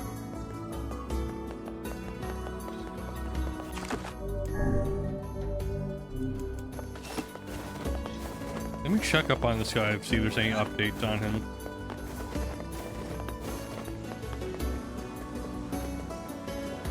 Hey, how'd everything go? Oh, it went, fine. It was fine. Glad to hear it. Though, you don't look very happy. Yeah, well, I didn't realize this until I got on the boat, but apparently I get seasick. Horribly, violently seasick. The smell in my cabin was just unspeakable. I had no idea one guy could create that much, you know. Barf? I really want to stay in the trading business, but I don't think that's going to be possible if I can't sail. Anyway, here's your payment. Thanks again. Nice. Thanks, and, good luck? I never imagined my dreams would be dashed quite like this. What a bummer. What a tremendous waste of our time. Who knew the guy would get seasick? Maybe next time he can try finding work that doesn't involve the ocean. Maybe next time he'll try sitting at home and doing nothing. Based.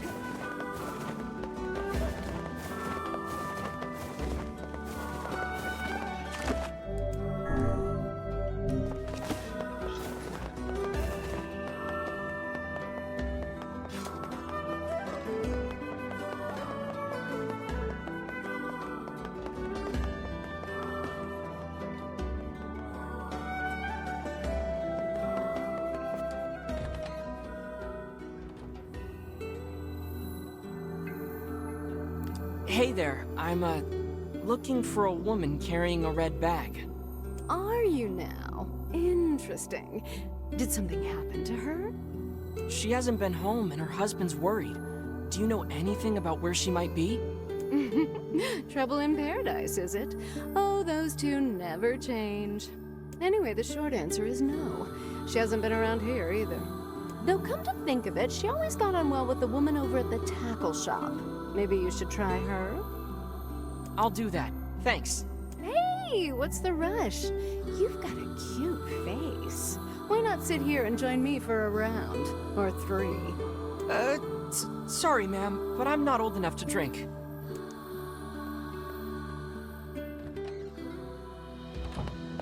What's a tackle shop? Oh, okay, thanks for marking it for me. Hey there, do you know a woman with a red bag by any chance? The red bag? Oh, sure. Although now that I think about it, I haven't seen her in a while. last time she came around, she mentioned something about leaving town. But I figured it was just idle talk. Leaving town, huh?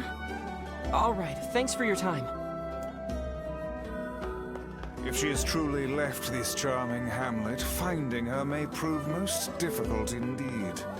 I just hope she hasn't been attacked by shades or anything. So, we just go out of town?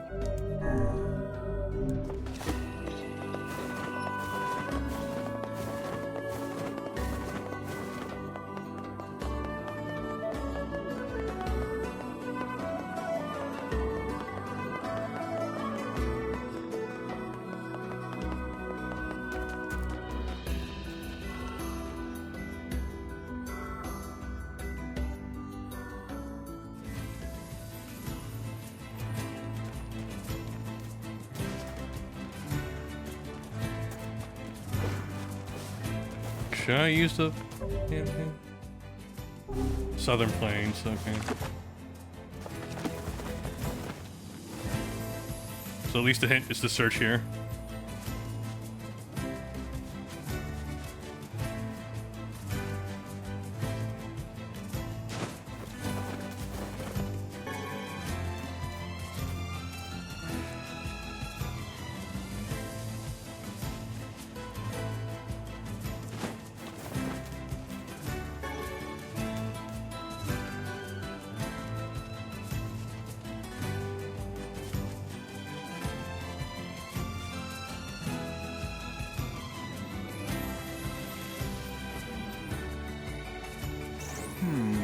Something about that shade seems rather odd. Does it have a red bag? Let's see. Yeah. Hey, look at this. It is identical to the red satchel carried by the man who sent us on this mad quest. Perhaps it belongs to his spouse. Oh no. Do you think the shades got her? I fear it likely, lad. I sense no other activity in the immediate vicinity. We were too late. Well, this is terrible. What are we supposed to say? However difficult it may be, we've no choice but to tell the man the truth.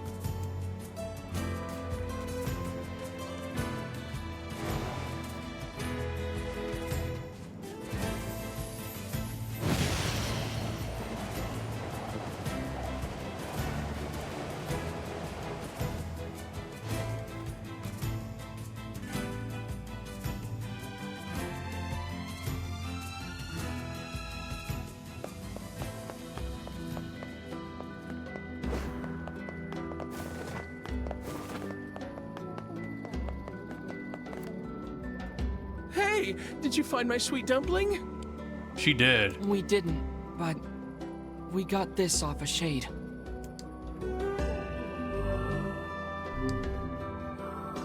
Oh no, this is hers. So our fears were correct. Oh God, how could this happen to her? This is all my fault. So, you gonna work on that canal?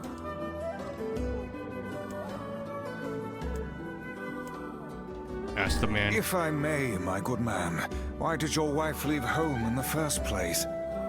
It's because I think we should give him some time to himself, Vice.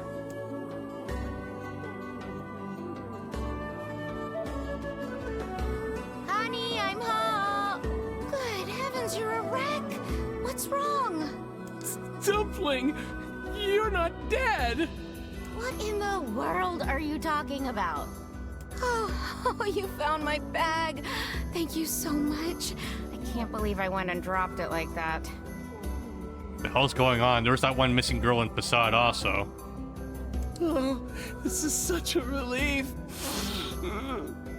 Okay, seriously. What's going on?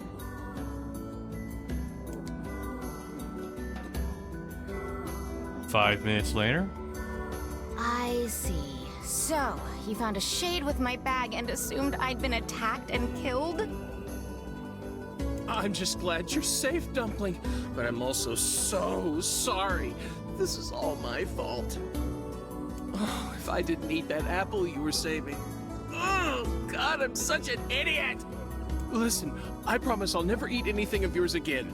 You just promise never to run away from home again, okay? Run away? Have you lost your mind? I just went to visit my parents. Huh? I told you about this. Going to see my family, gone for a week. Remember? Ugh, are you serious right now? Why don't you ever listen to me? Lad, my brilliant intuition suggests we should beat a hasty retreat from these two with all speed. Suddenly remember that other important errand. Oh, hey, I have to go pick up a fish from the fish store. I can't believe you didn't listen to me, and you ate my apple. Ugh, you are the absolute worst. What? Oh, like you're some perfect angel. You didn't even care enough about our anniversary to hang on to your bag. You, kid, I'm right about this, yeah? If anyone's wrong here, it's my wife, right? Wait, you're asking me?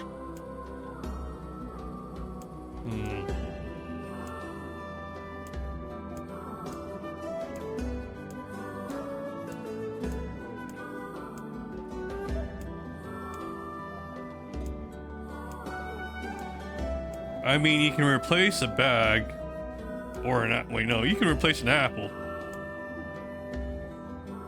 I mean, yeah, how'd you lose the bag? Well, an anniversary gift is an important thing. You probably should have taken better care of it. Oh, so I'm the bad guy now, hmm? Is this fun for you two? Do you like ganging up on a poor innocent woman? Ooh, Oh, don't you play that card against us? What? No, that's not what I meant. Besides, it's pretty rich to come after me for an apple when you threw away my entire stamp collection. Ha! You're damn right I did. And I'd do it again. You are nothing but a hoarding slob. You there. My husband's in the wrong here, isn't he? Wait, what the hell? Why you threw away your stamp collection? Pardon, but madam,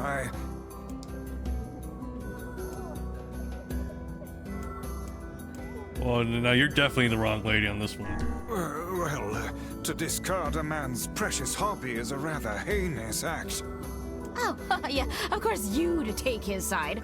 Figures. You'd fit right in with his pile of collectible trash. Collectible trash? Now see here!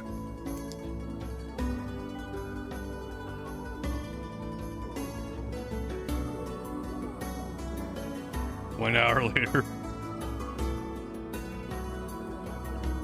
Do you not even understand how frustrating this is, you colossal oaf? This is exactly what I hate about you. Fine, hate me. I'll still sleep like a baby knowing I'm not an unreasonable hag like you. Vice, what do I do? You turn on your heel and walk away as fast as your legs can carry you, my good lad. That's it. I have had enough.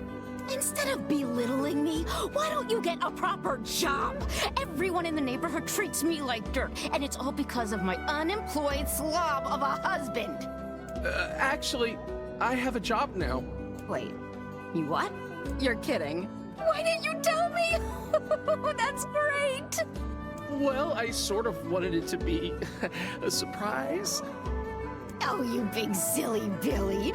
Well, this calls for a celebration. Come on, I'm going to bake you a nice apple pie.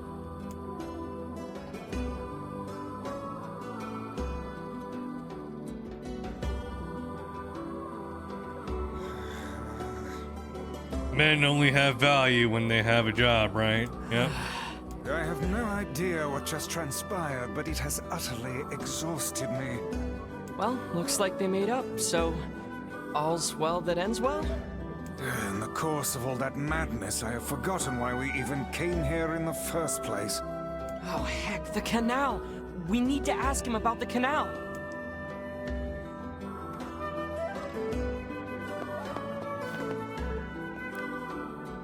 I can't thank you enough for all your help.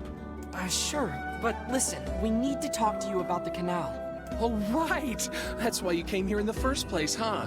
Well, now that my love life is rolling in clover again, I'd be more than happy to get going on the canal work. Heavens, that was exhausting. Tell me about it. Anyway, let's go give Popola an update.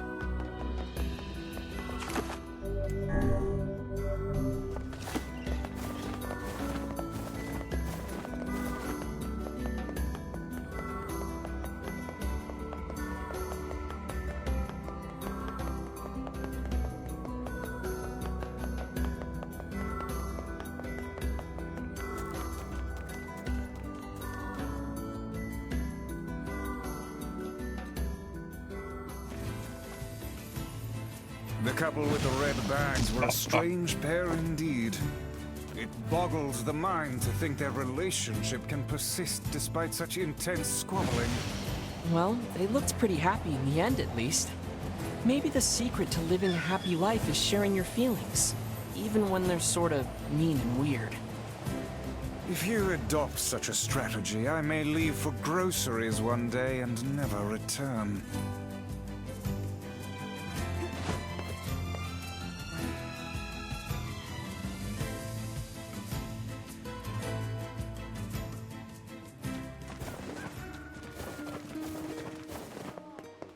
Let's see what we got here.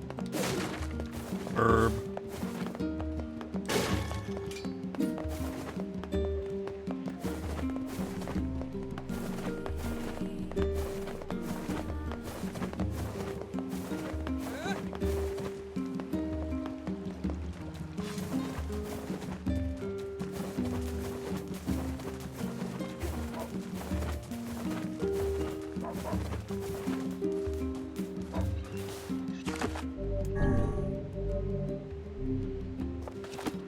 Alright, let me take a quick bathroom break and I'll BRB, guys.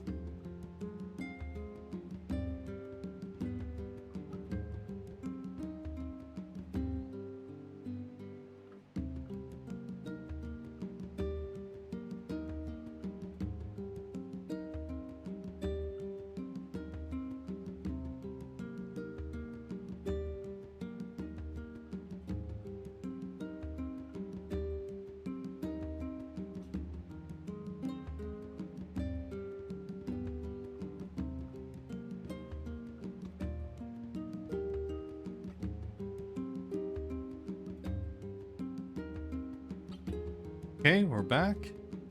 Let's continue. Let me check my beans.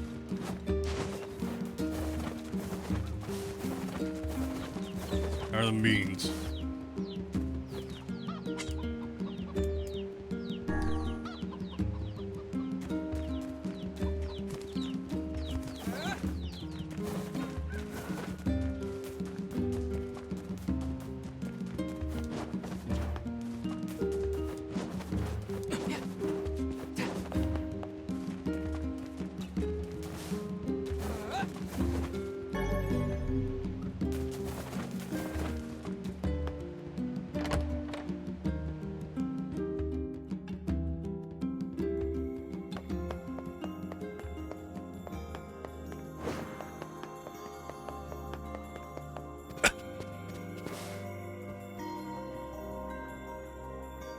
Goodness. It sounds like the canal repairman had quite the problem on his hands. I'm glad everything turned out all right. Women, am I right? Thank you so much for your help. Don't mention it. I'm looking forward to seeing how the canal turns out. If you need anything else from us, just say the word. Hey, wait! Huh? I almost forgot. Yona is looking for you. Huh? She said she needed something from you. Time to go play Big Brother for a bit, huh? I guess so. Thanks, Popola.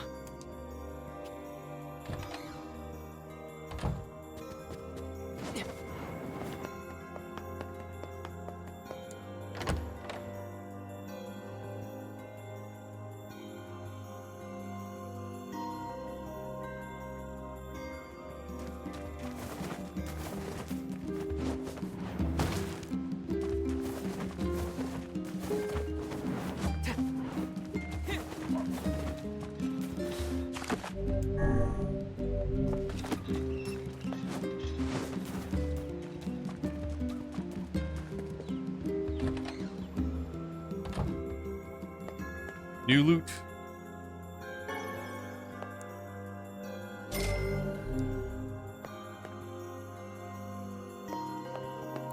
Yay, you're back. Popola said you needed something? Yeah, a favor, actually. What is it? Um, I can't help if you don't tell me, sis. okay, I'm gonna say it. Ready? I'm ready, Yona. I need you to help my friend. Your friend? Yep, I have a friend, and we've been writing each other letters. Seriously? A pen pal. How delightful. So who is this friend? Well, he's kinda... He? It's a guy? Yes, and he's sick and in a whole lot of trouble. And I know that you and Vicey are the only ones who can help him. Vicey? Tell me about this guy. He lives in this really big house down south, and he's super nice, and he's my friend. So you have to help him, please? I mean, if he has the same disease as you do, Yona, listen. Please? Great. Now what do I do?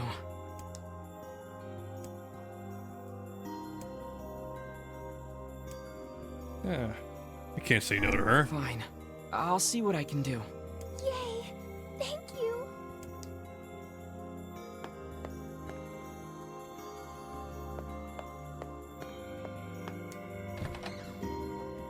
Great.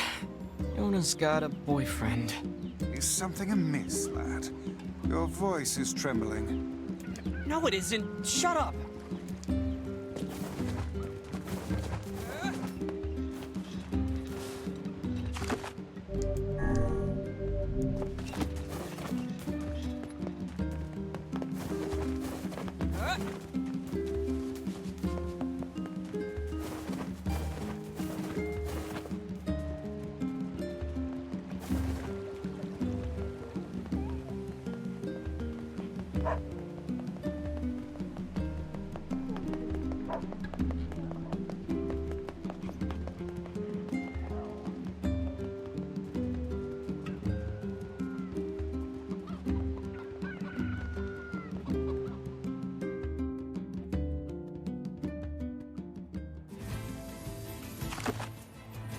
Okay, they live in the manor.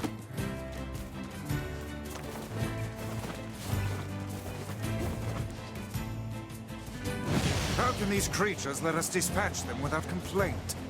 And what would make them appear in this area in the first place?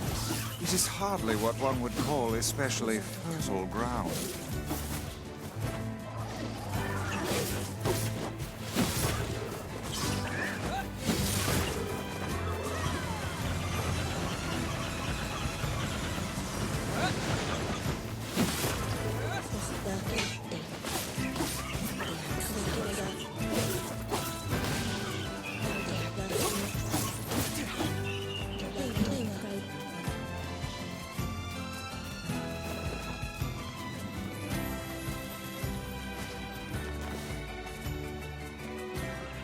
Kaine's just doing her thing over there.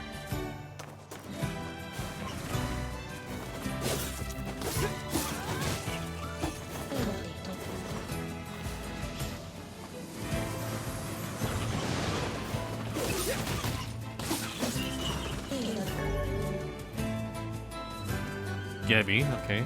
Use of magic.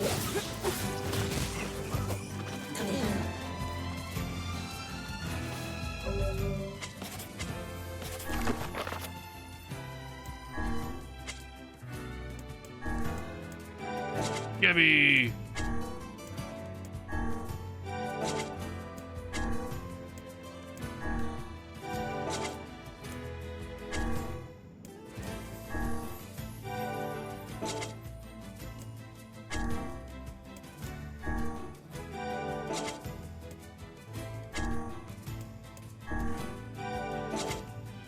Doesn't matter for Darkwall, apparently.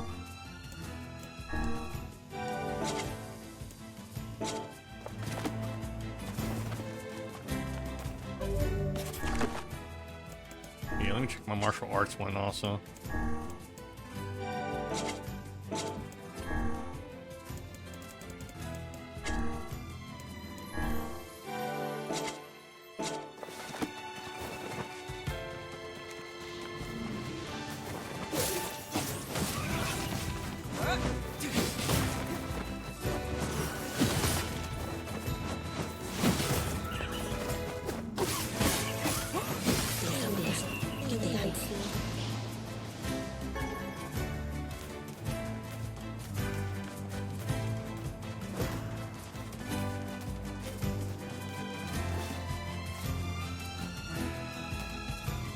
Oh, someone's here.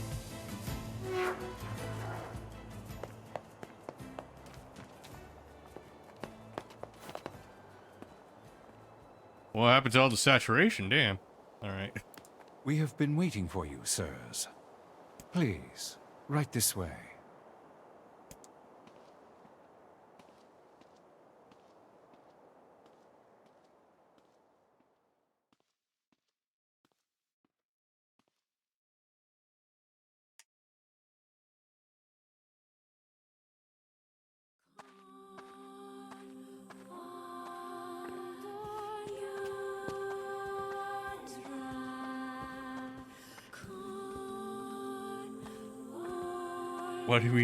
Why did he walk all the way here just to make a turn?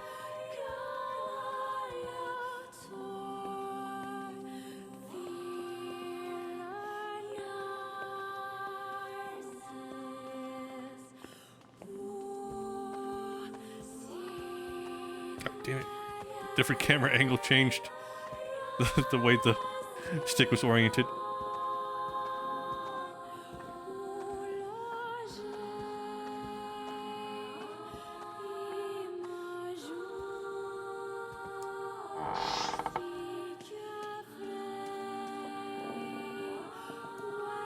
Please, wait here.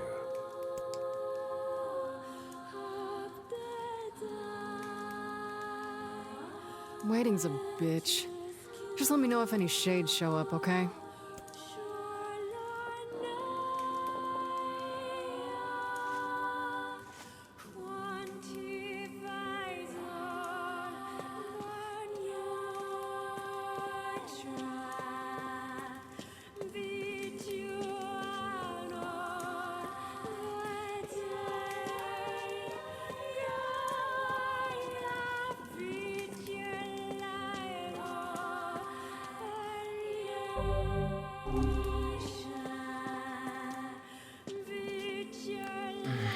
kinda sure is something, huh?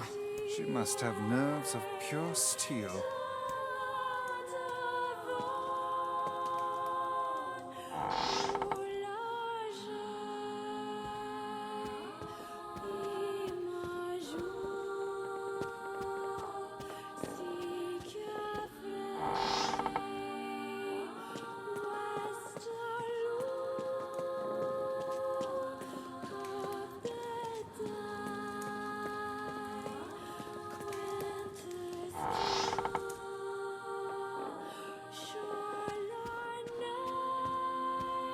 It's here.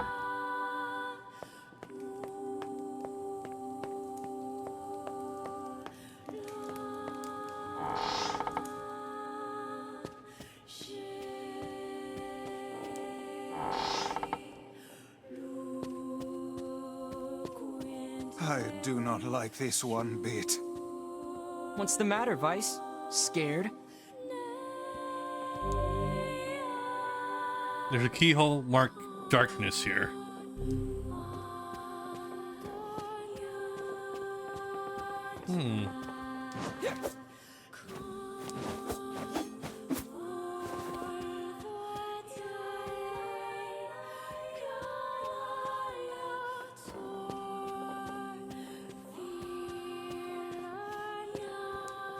Perhaps we should head back, yes?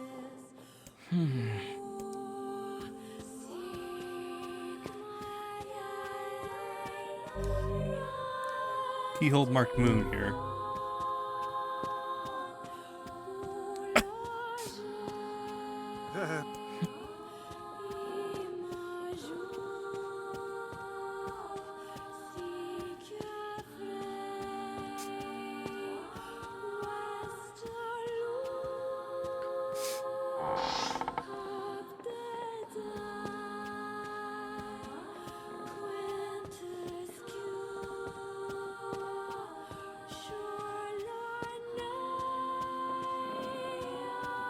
That's just the way back here. That was blocked.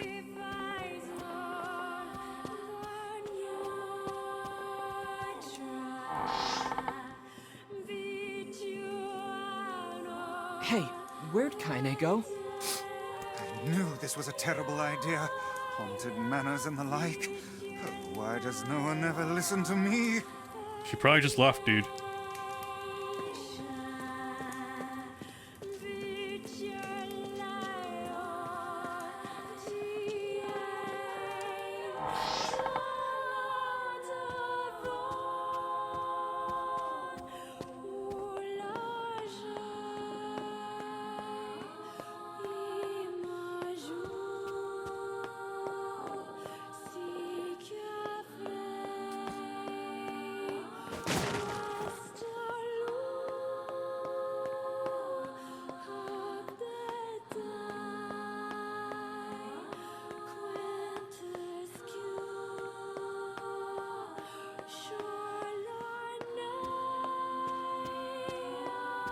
It's locked.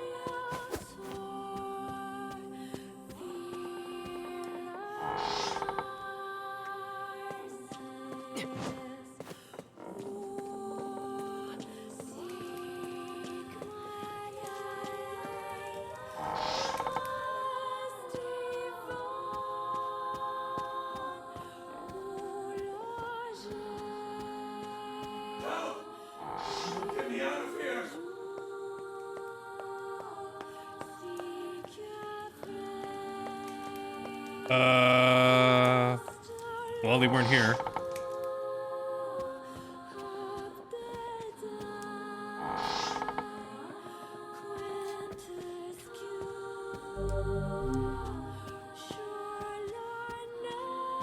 What's this? The picture has changed.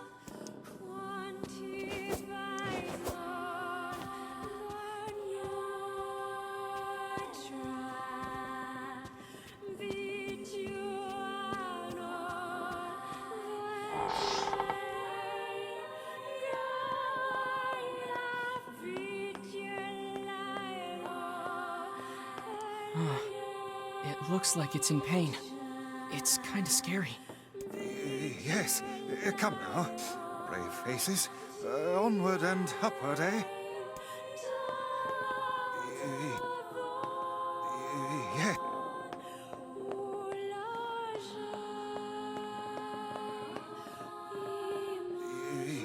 He has nothing to say. Okay.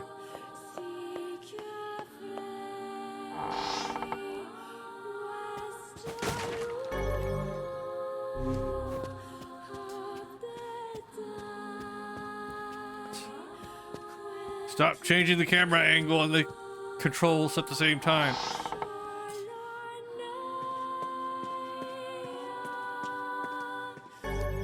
Moon key.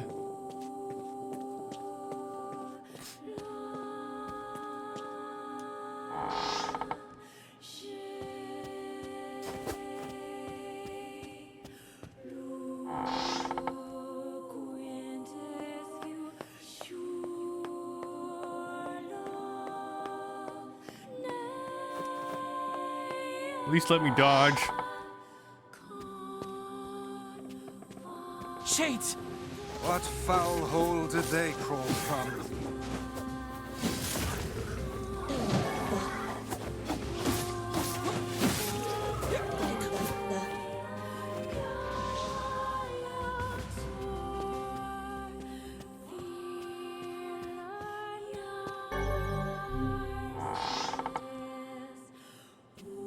And fighting from a fixed camera angle is gonna suck.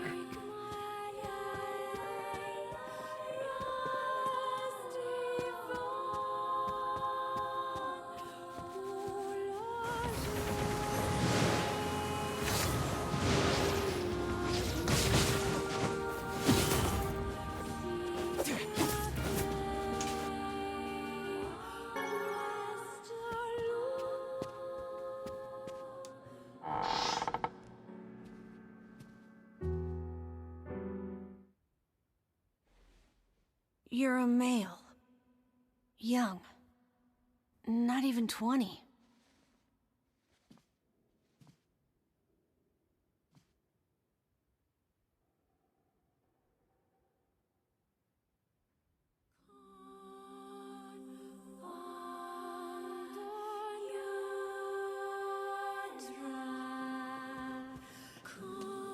You figured that out from my footsteps?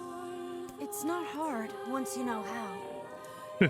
Then I suppose I should tell you about my friend Vice. I only heard one set of footsteps. Grimoire Vice does not strut about like a common land mammal. But enough of this introductory chatter. Let us hear your tale. My name is Emil. I'm the master of this manor. So you're the one who sent the letters? Letters? What are you talking about? Of course you don't know. Such a thing would be far too simple. No! Stay back! Huh? I'm sorry. It's my eyes. Anything I look at gets turned to stone. That's why I live with this blindfold. What a remarkable skill. I've never heard of such a thing.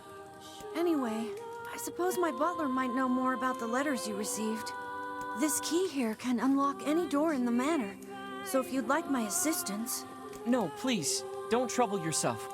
We can get around on our own. Oh, right. Sure. Well, here's the key then. The butler's quarters are at the far end of the manor. Let me at least give you a map.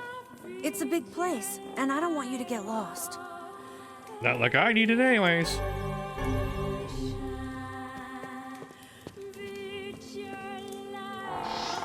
Vice, what should we do about Kaine? Leave her. That woman is capable enough on her own. Jeez, remind me to never get on your bad side.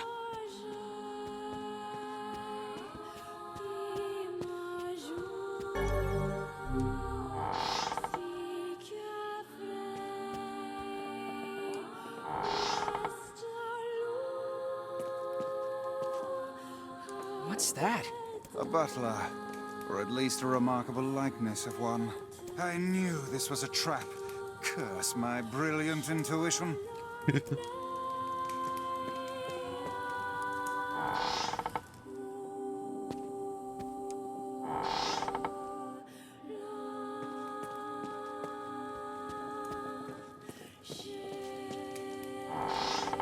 Somebody, anybody.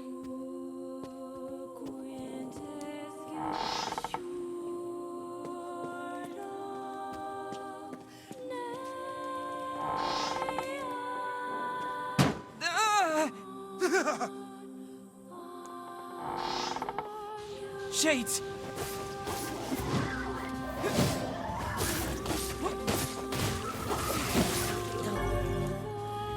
Hey, nice.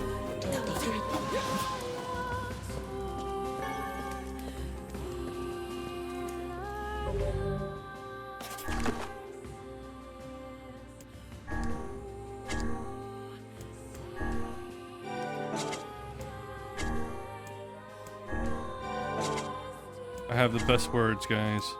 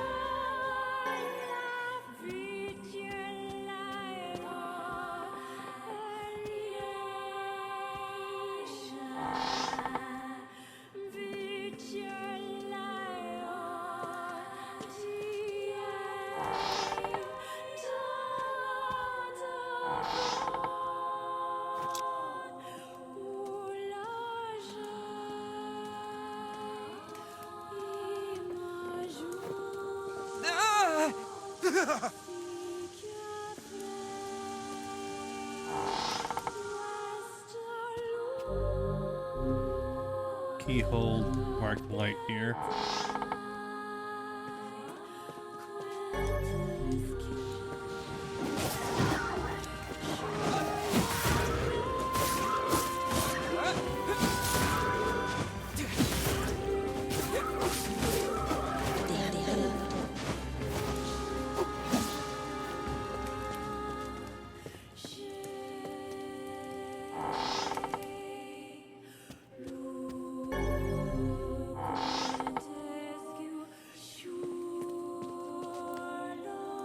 Whoa. Is that another one? Ah!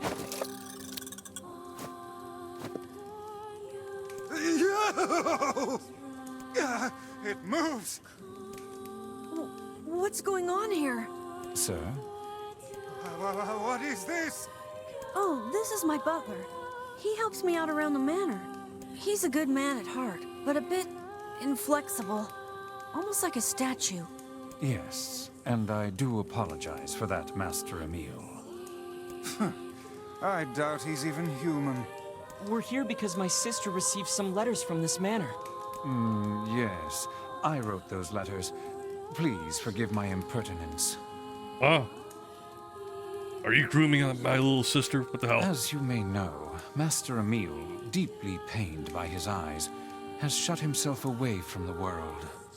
He suffers greatly behind that blindfold, and I feel it is my duty to help however I can. I heard tale of the exploits of an emerging hero, and so I sent a letter to you under Master Emil's name. But I received a response from one Miss Yona instead. Wait, so Yona's pen pal is you? It is, sir. Look, I'll call the FBI. My letters merely requested that you come to the manor. I meant no ill intent. I believe Iona saw the exchange somewhat differently. Yeah, sounds like she misunderstood the situation. Regardless, I am quite pleased to see you here. Long have I dreamed of the day we might be able to do something about Master Emil's eyes. I see.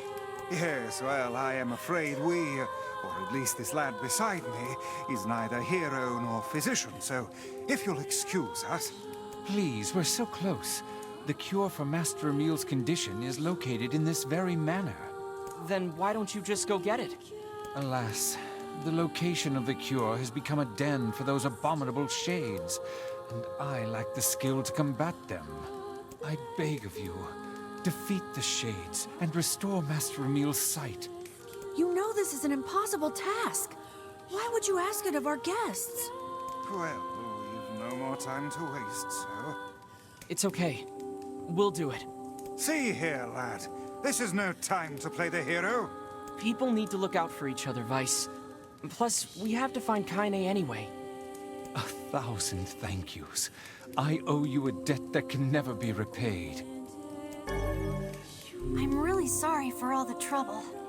My butler cares so much for me, but for him to make such outlandish requests...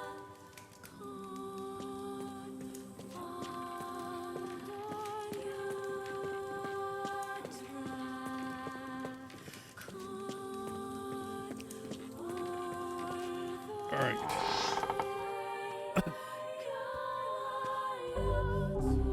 But hey, at least I can petrify your enemies. That's gotta be some help, right?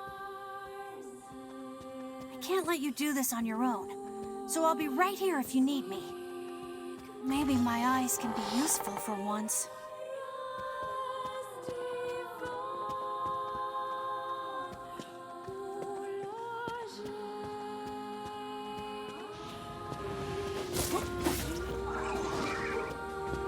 Oh, I can't dodge.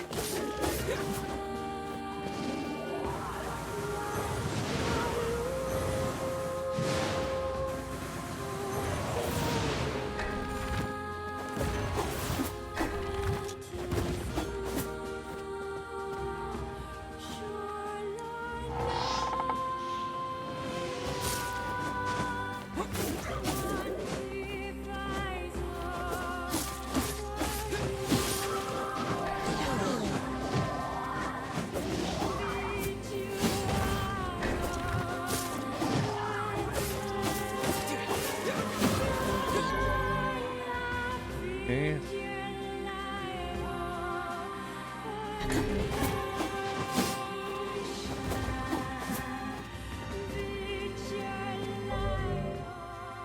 We have a new word. The camera angle's really killing me.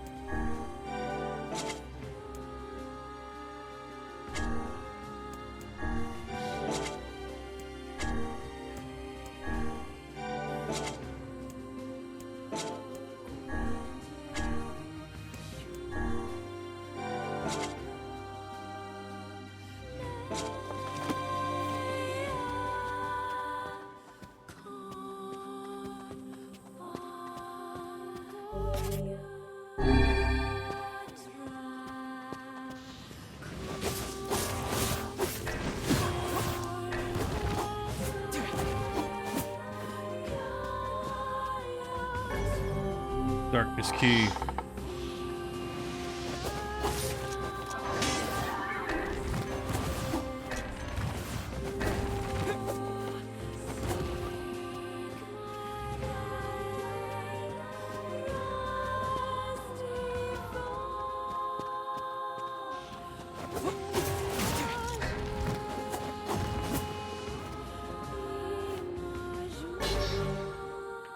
Blade of Treachery.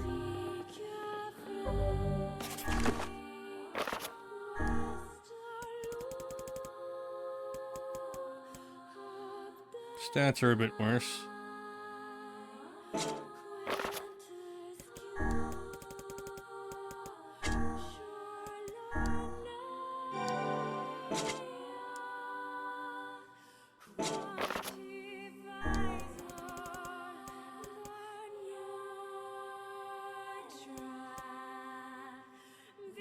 Nah.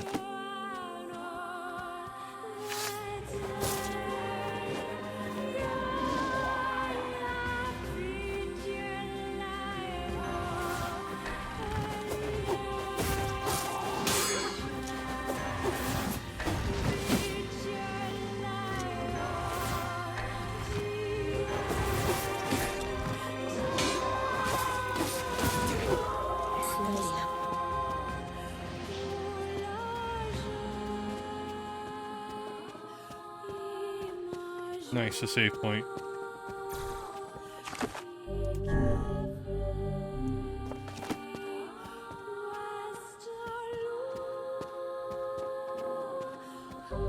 Please check again. Yep, you just can't dodge in here, which sucks.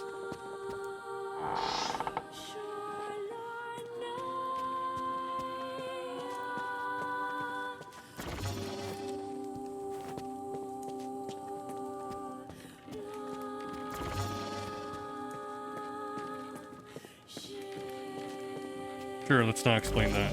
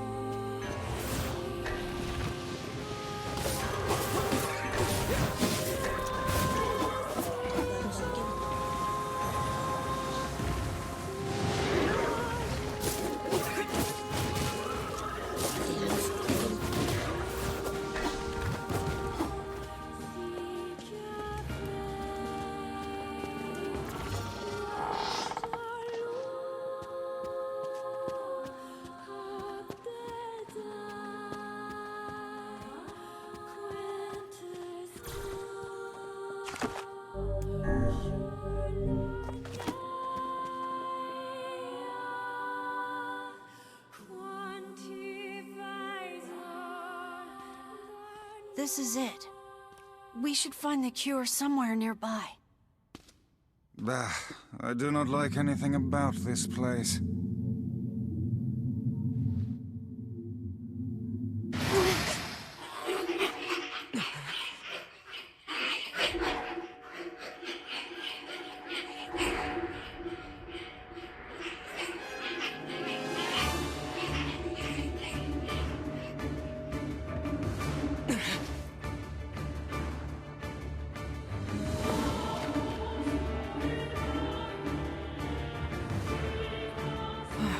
This book's kind of like you, Vice.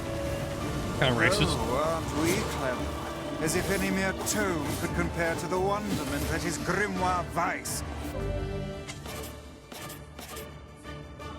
Alright.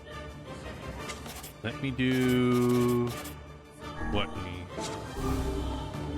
Petrification is a fearsome power indeed.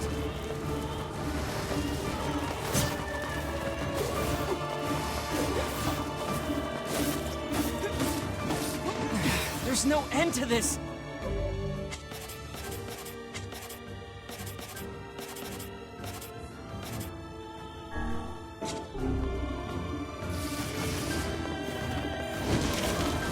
Pages of this infernal book are sharp as knives. Guess you never learned that trick, huh?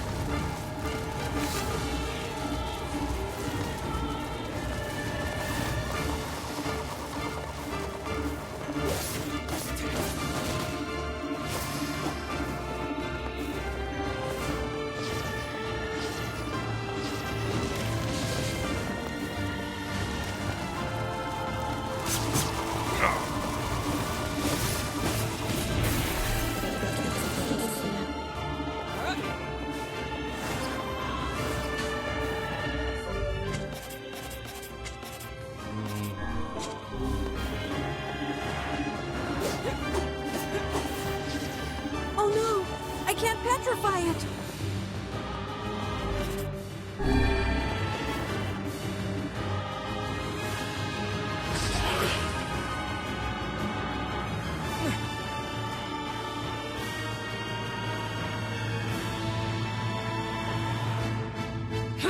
Where the hell have you been? Kaine! And where have you been? Lost. Where have you been? Getting stomped by this thing. Help! This foe's strength is beyond measure. What do we do? I am an arcane text, not some manual of combat. You are supposed to deal with such matters. You guys run! I'll hold it off while you escape! Who's this kid? That's Emil. He's the one who runs this... Fuck! This book is a real asshole! She's not even listening. He's too busy vomiting filth disguised as language. You guys go! This is my fight! I can't ask you to die for me! My, aren't we the bold one? And yet I fear that would be a foolish course of action at this juncture. Besides... I know it doesn't matter, but We'd never let you do that. Would you all please just shut the hell up? What? I'm just saying, if you bastards want to have a goddamn civilized discussion on the merits of bravery and sacrifice, we can do it later! Is this your way of encouraging us? Have we truly sunk to motivational speeches from a woman in her undergarments? I guess so.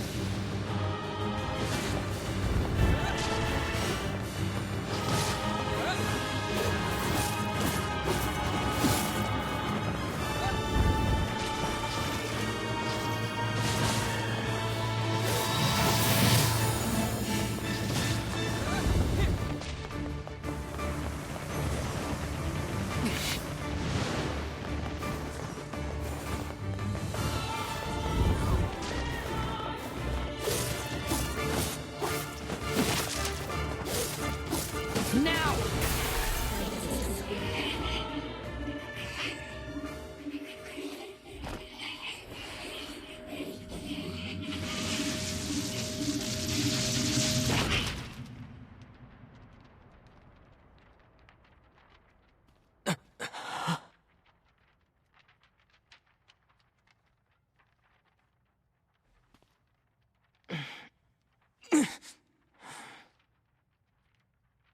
Lorem Vice, ipsum. this is it! Research report on petrification. Well, well.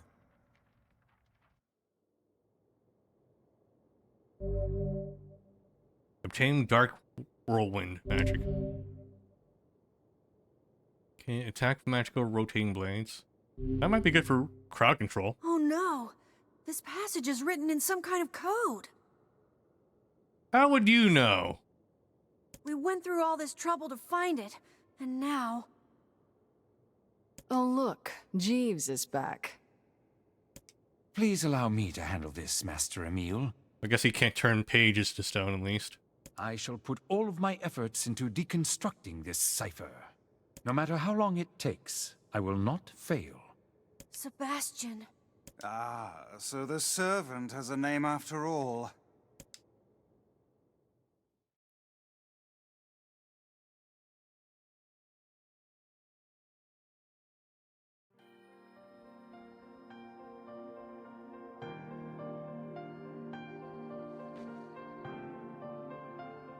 Emil, listen to me.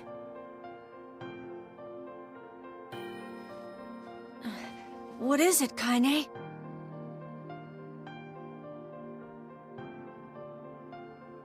Your eyes are not a sin. Don't ever be ashamed of them. They're a vital part of you. Do you understand? You deny your eyes its purpose.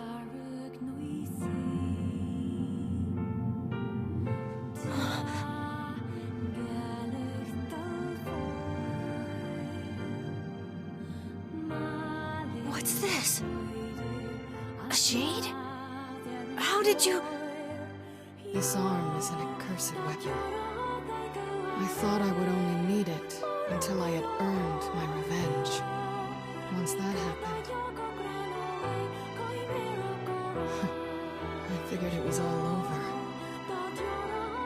But there's a reason I'm alive, that my arm is alive. And there's a reason for your eyes, too. Kaine. But listen, if this shade should ever...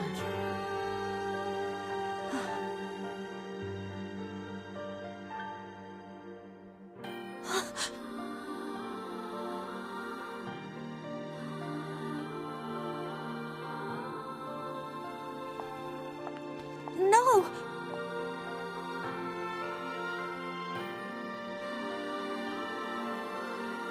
Kaine. I'm guessing she said if the shade ever takes over her, she wants Emil to petrify her. I promise I'll never give up, Kaine. But you can't give up either. Well, we're off. All right.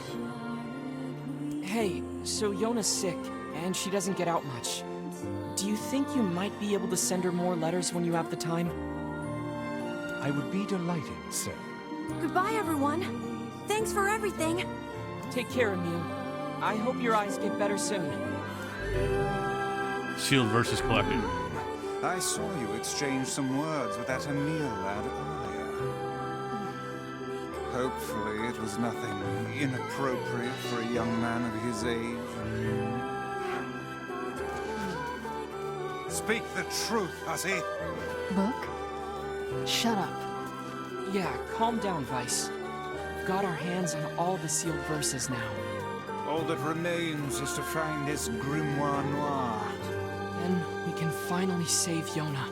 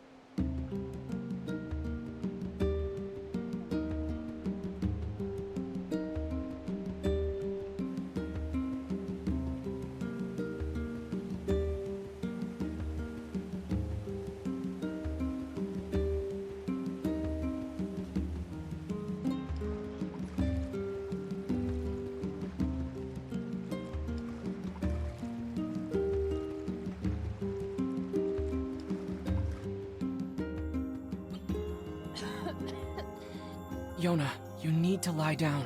I know.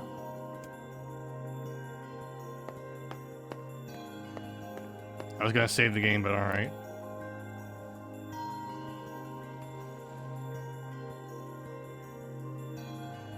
It won't be much longer, I promise. I finally collected all of the sealed verses. Now, I just need to find Grimoire Noir.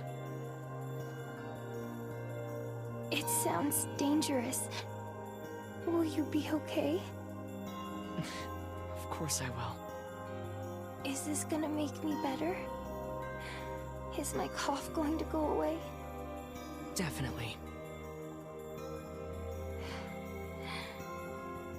Yona?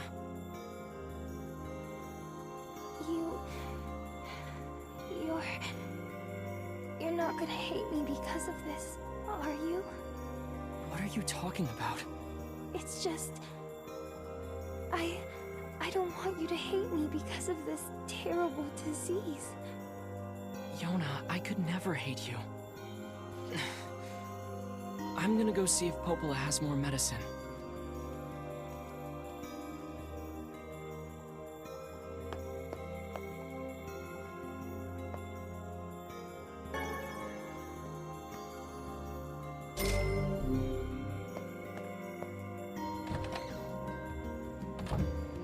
Yona's looking weaker and weaker every day. Yes, but do not lose heart. You are the girl's last remaining hope.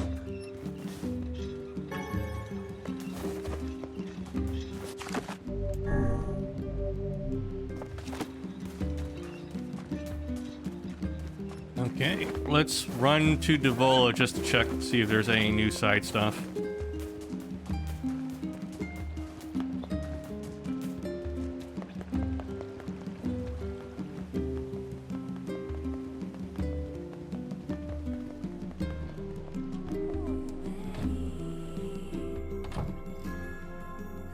Okay, there isn't.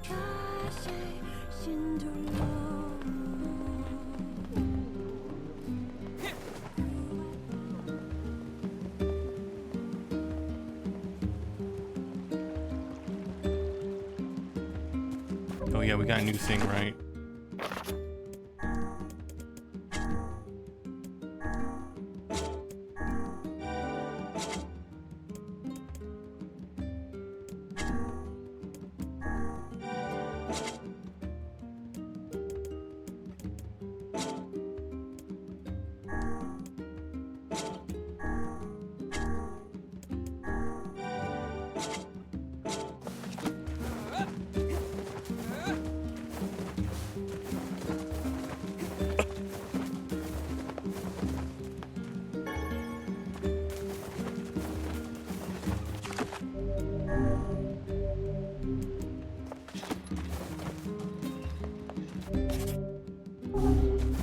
Let me do some farming for herbs.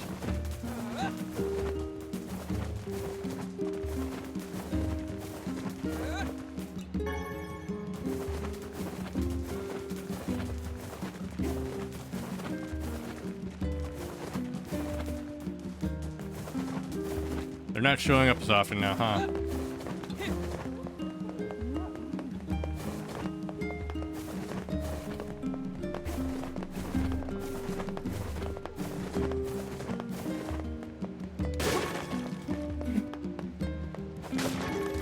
There's one.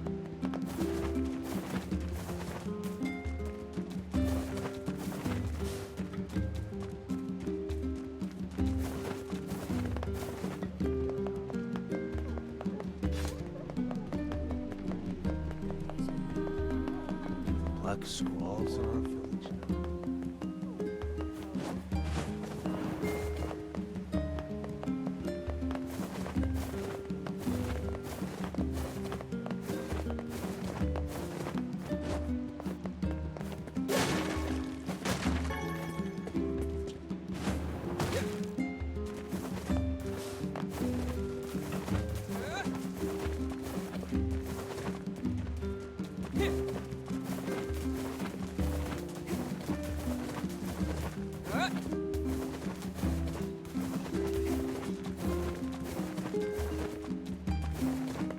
Checked up here.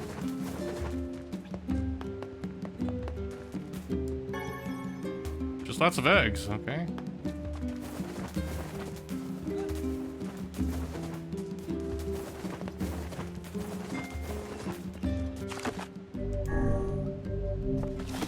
Okay.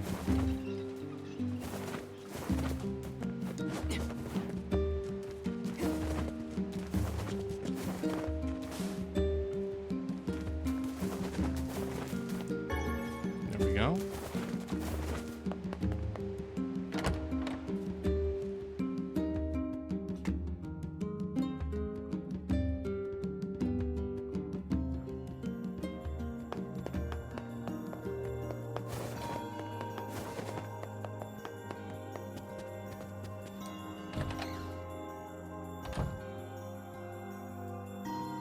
Popola, Yona's cough is getting worse. Oh, that's not good. Any chance you could give me some more medicine? The thing is, I actually just ran out. I hate to ask this, but can you get me some vapor moss? You'll find it growing near the southern gate. Vapor moss, huh? I'll be right back.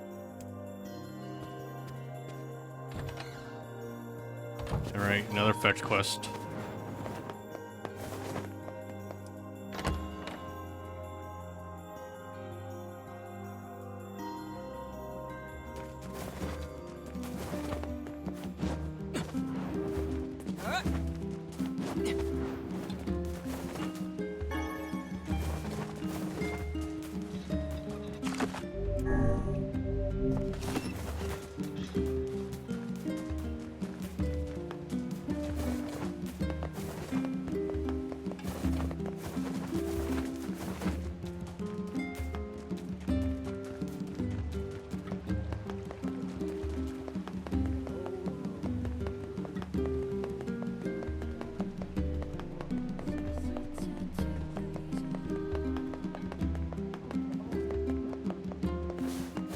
didn't respawn.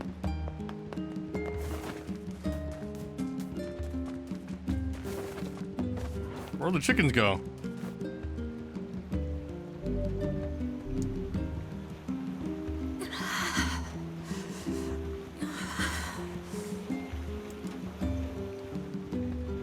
Emil.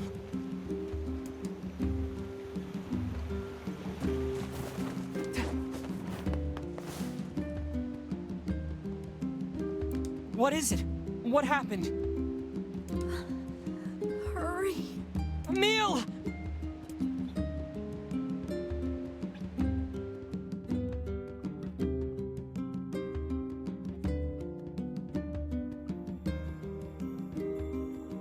He doesn't seem to be sick.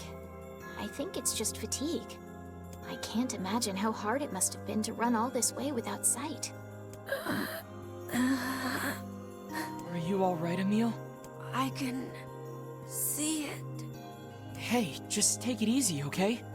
The air. It's vibrating. I can feel it behind my eyes.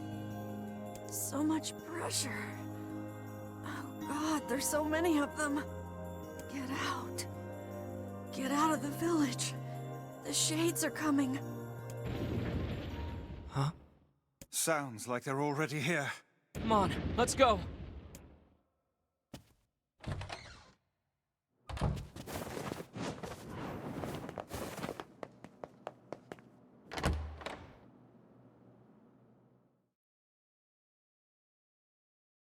(2010).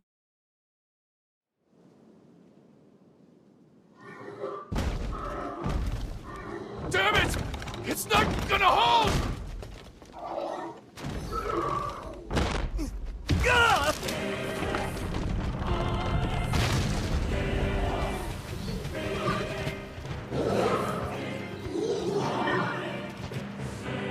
The shades are attacking!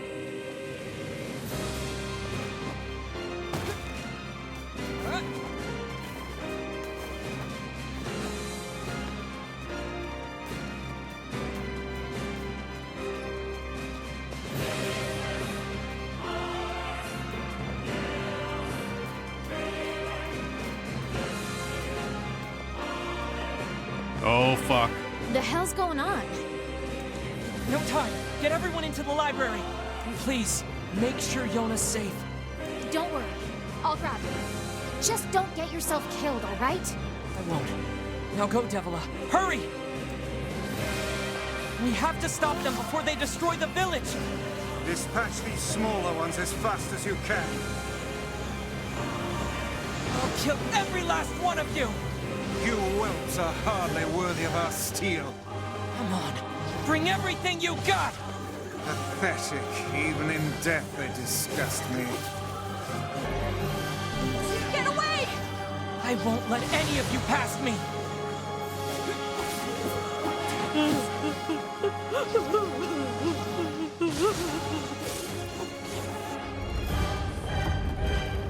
Hurry! Hurry! Get the wounded to the library!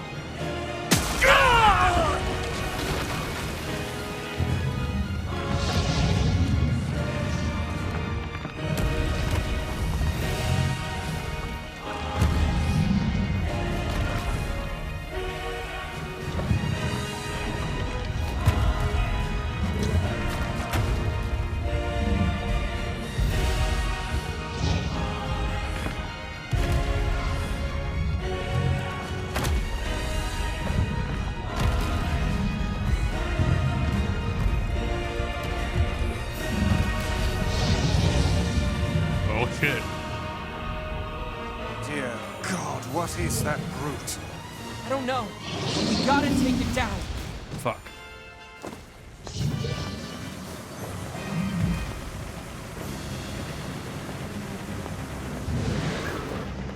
Maybe I can use the, oh, here. Let's get up.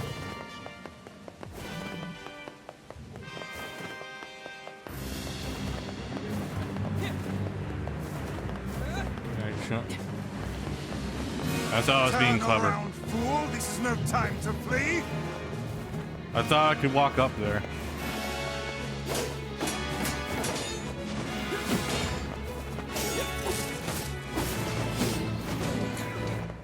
Turn around, fool! This is no time to flee!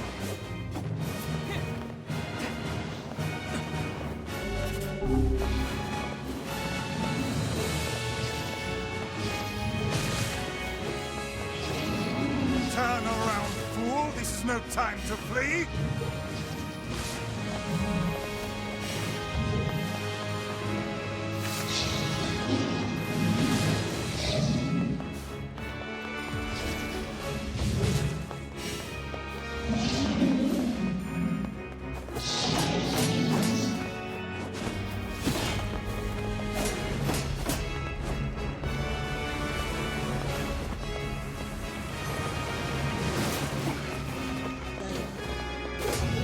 Get closer and make him attack.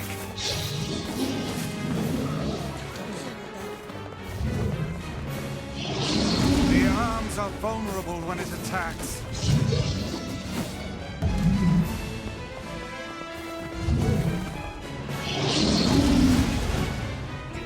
Let's go.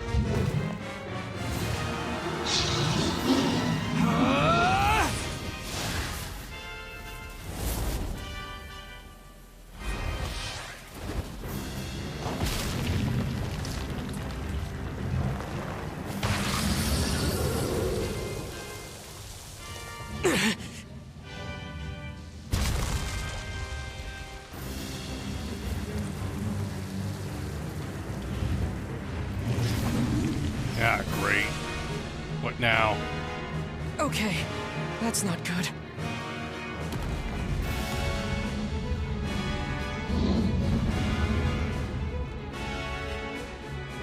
Regenerating shade.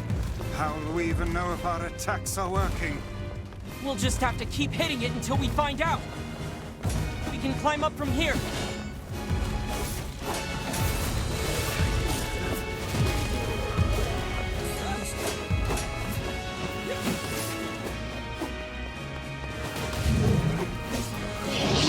Climb as fast as you can.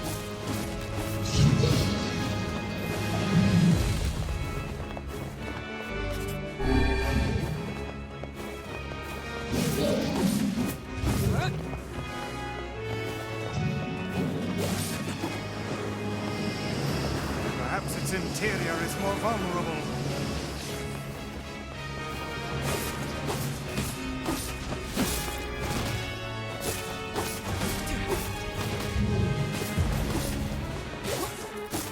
So then fire some magic into its mouth.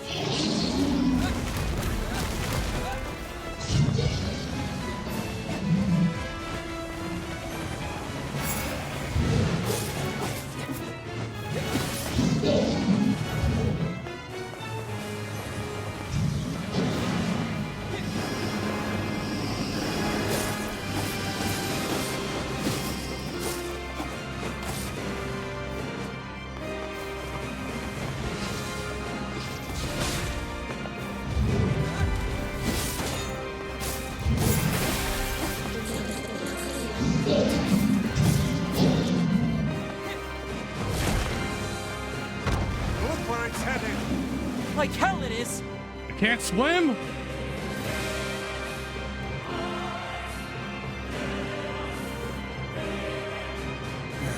Are you alright, lad? Yeah, I'm okay. You have lost health. You must be more careful.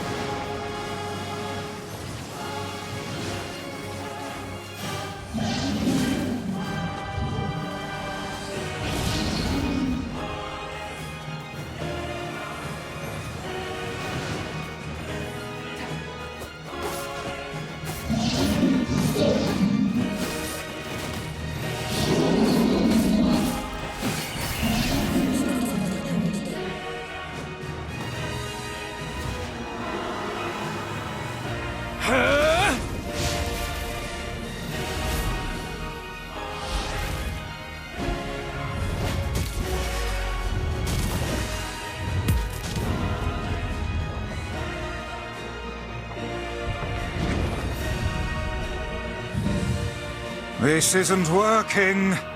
So what do we do? Why are you guys talking so loudly now?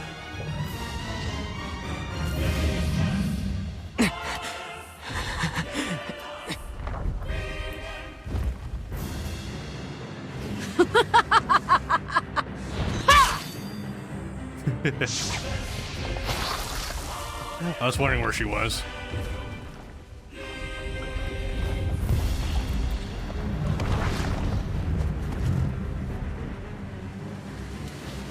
You guys having a good time? Huh? Kaine!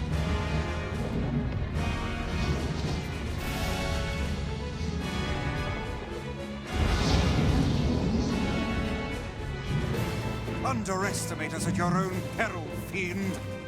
Keep hitting it. At some point, it's got to start working. I jumped. Is she trying to raise our morale, or is she honestly that insane? Either one works for me. Let's go!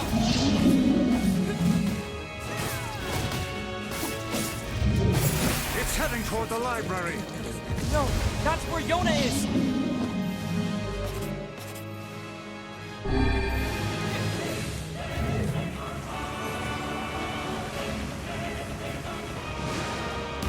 You're gonna die today, shithog! Shithog? Oh, come now, that's not even a real word. You're almost there. Keep pushing. Looks like you've learned how to swing that thing. I'm glad you noticed.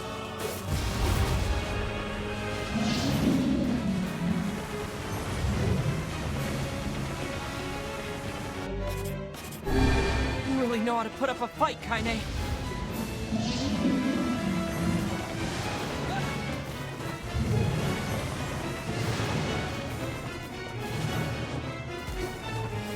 Come on, keep pushing it!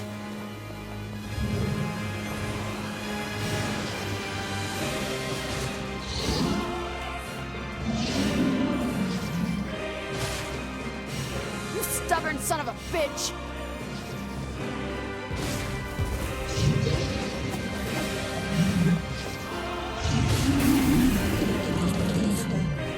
There we go.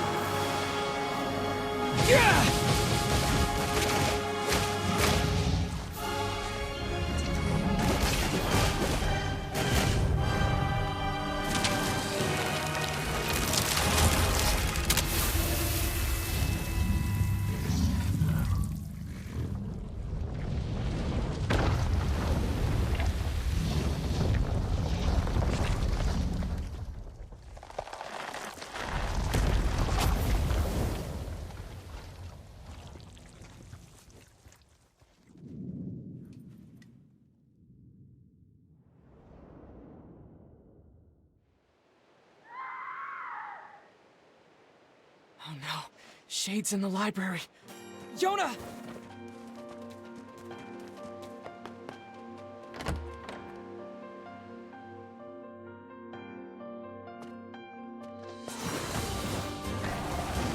Emil! You okay? You can't keep fighting like this. I have to. There's no other choice. Otherwise, why did I even come here? Get out of here, Emil! No! I won't abandon these people now. You told me once that my eyes had value, and that I shouldn't be ashamed of them. You told me that even a life like mine had purpose. So I won't just sit around and let you fight while I stay behind. Emil. Just don't die on me. I won't, Kaine. Let's take care of these shit. Bombs. I like it. We can't let any more shades in here.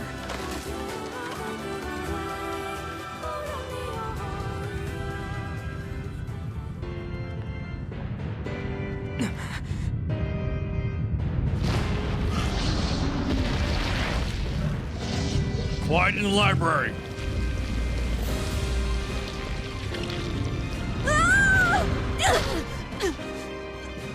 Emil! Is there no way to kill this infernal thing?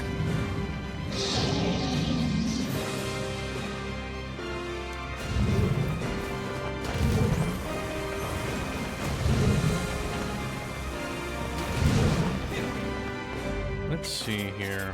We'll try Dark Whirlwind.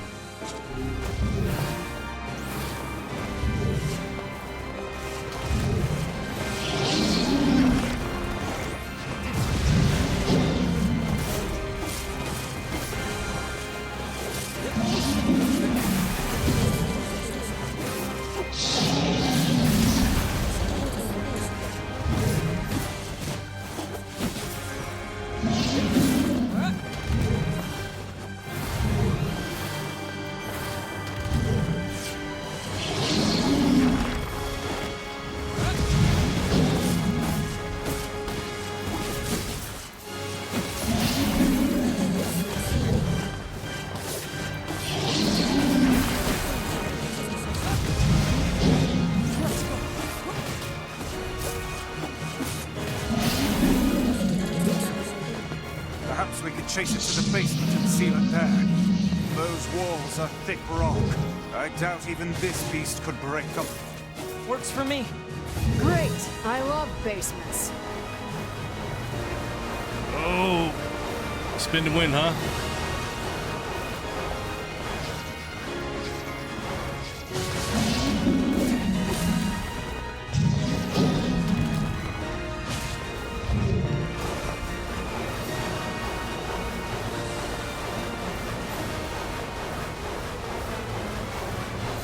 You can't outspin me.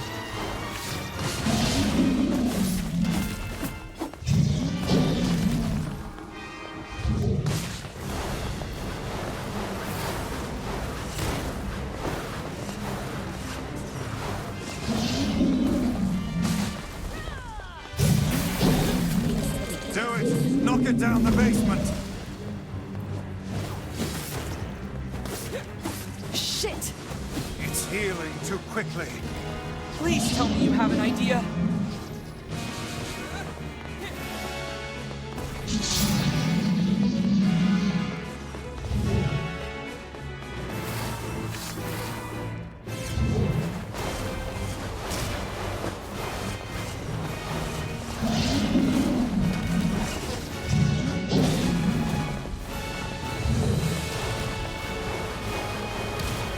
Damn.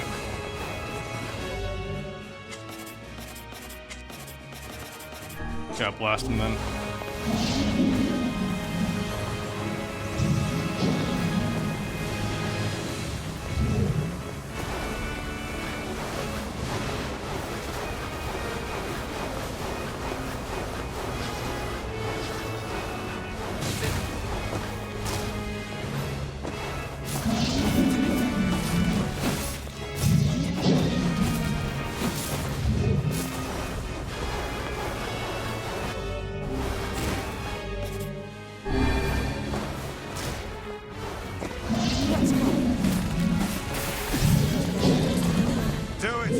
it down the basement!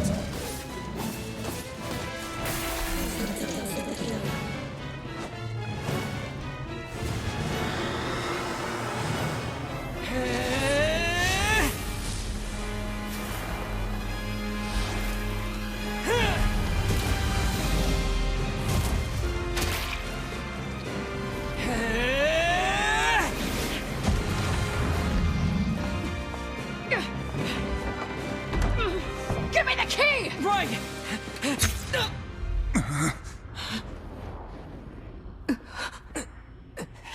No!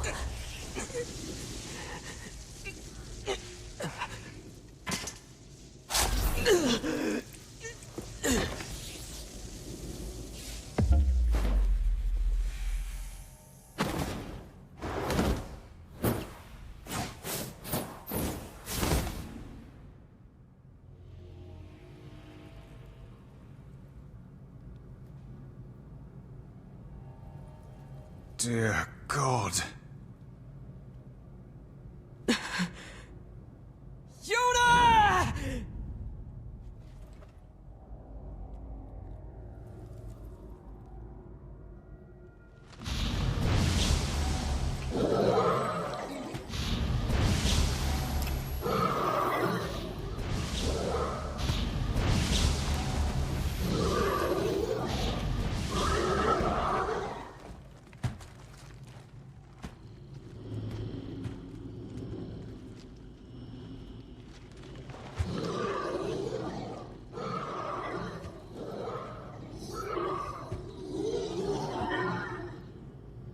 Is that the leader of these creatures?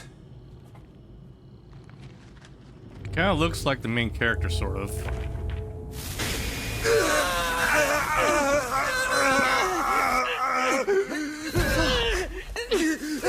Stay back, Kainen! Seal the door!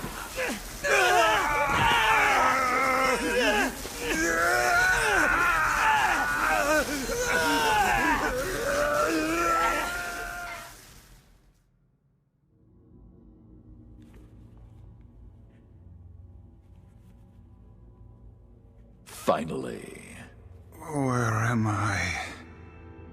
It's been a long time, Grimoire Weiss. Who are you? What is this place? I am Grimoire Noir. I am you. What? Do you not remember, Grimoire Weiss? We two serve a higher purpose. Enough lies! Stay back! Why do you try to suppress the memory? Do you fear hurting someone close to you? Preposterous! Your denial is preposterous. We are mere books created to serve the Shadow Lord. You have no right to forsake him. The Shadow Lord? Do you remember our ultimate goal? Our ultimate goal? White and black shall fuse to one and set free shades to the world. Fuse? Us? No, I cannot. I will not. I will never! Your chance encounter with this boy. Your collection of the sealed verses. It was all set in motion by the Shadow Lord himself. No. Lies. The time has come for us to create a new and perfect world. We shall become as one, you and I.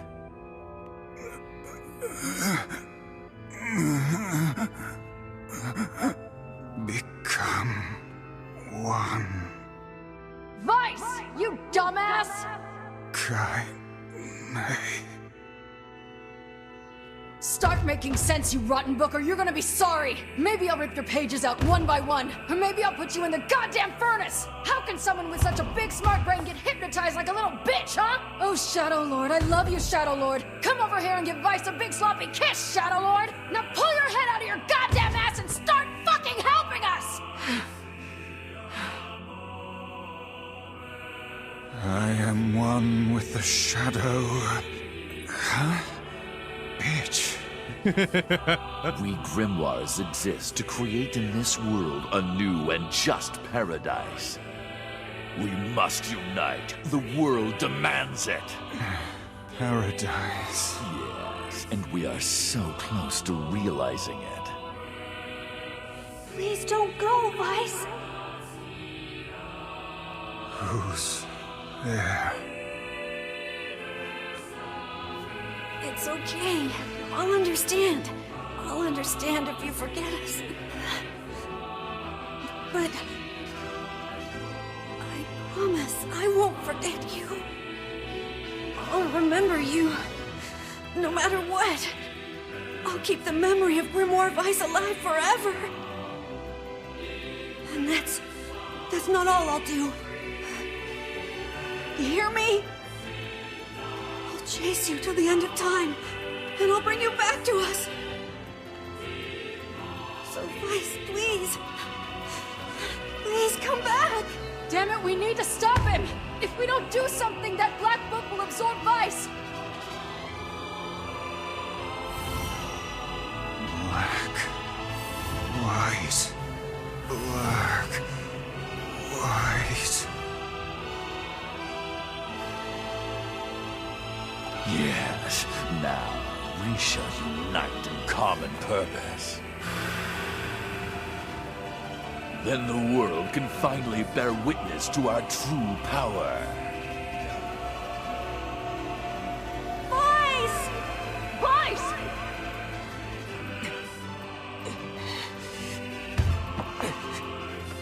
Vice.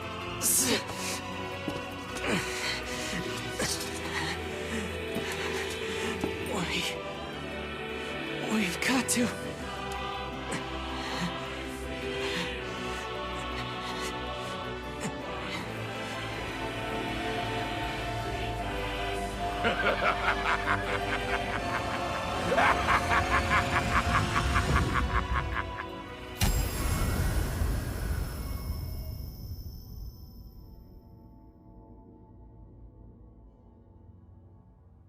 For the last time, my name is Grimoire Vice, and it is not to be abbreviated.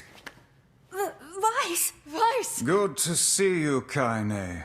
Although I don't think anyone has ever accused me of being a little bitch before. And you, we meet again. Vice, you okay? I believe I could ask you the same question right now. Impossible. We must unite. We must become as one. I don't like you, and I want nothing to do with you. Besides, I have my companions. You're back! Of course, they're weak, and they whine when I leave. Vice! It's almost too much trouble, but they are my friends. I shall fight by their side, now and forever. Vice, thanks.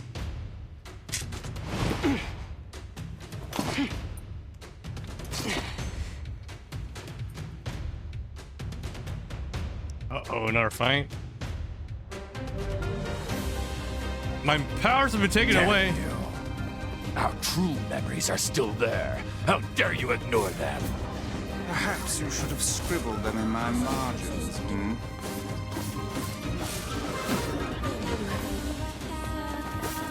Let us start by dispatching the nearby distractions.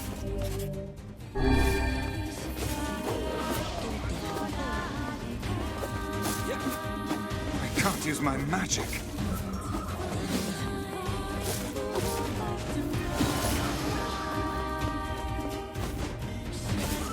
The fiend has stolen the sealed verses.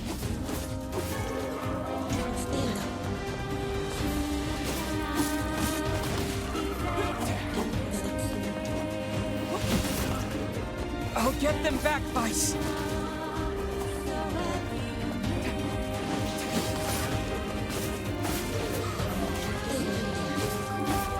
Ho! It will take more than that to make us flinch. And you are the last one left, Noir. Or address me by my proper name, fool!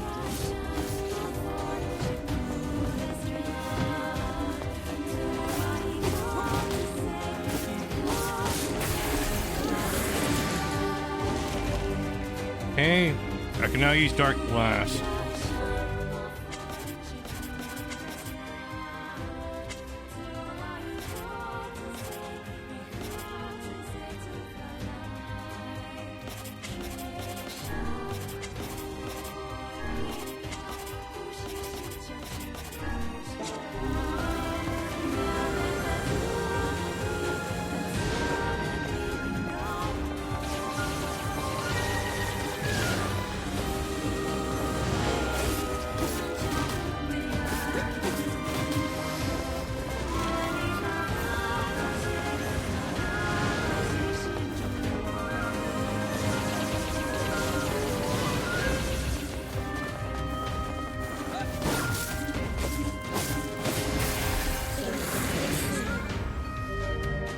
Dark Lance.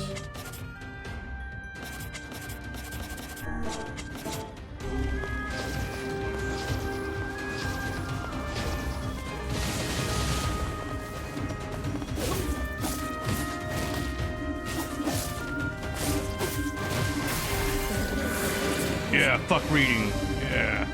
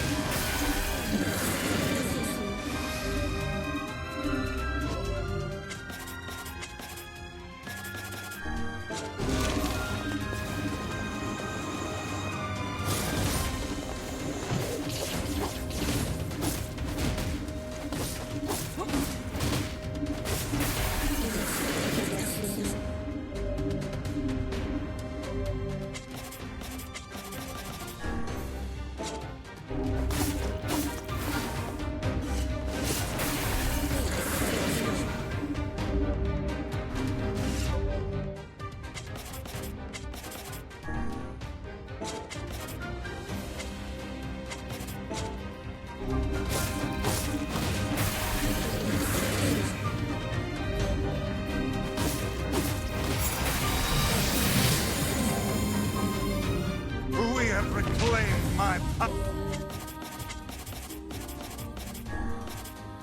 powers. Good heavens! The roof is about to collapse!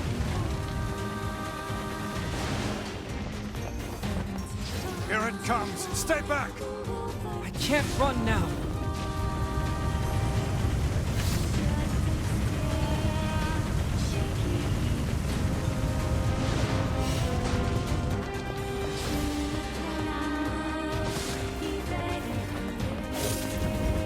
Damn, this library isn't gonna hold for long. We must finish this quickly.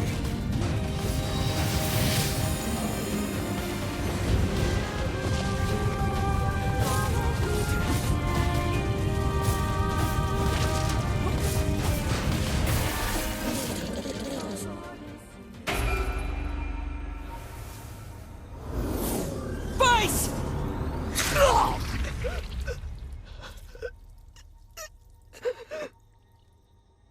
No!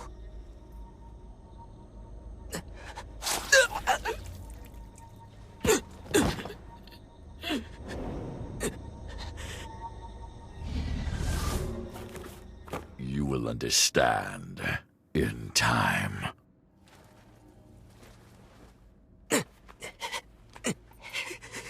Yona! Get up! No! Give my sister back!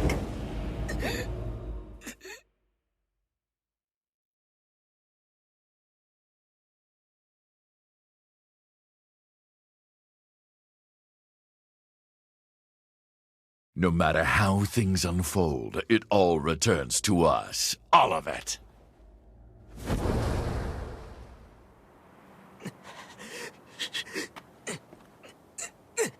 Yona! Yona! Yona!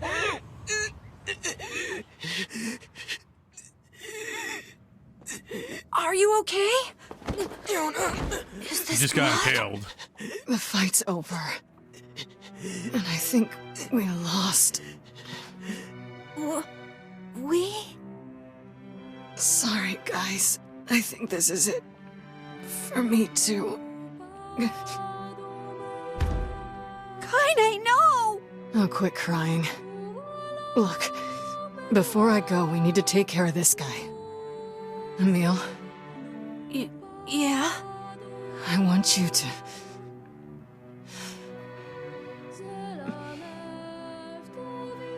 I want you to petrify me.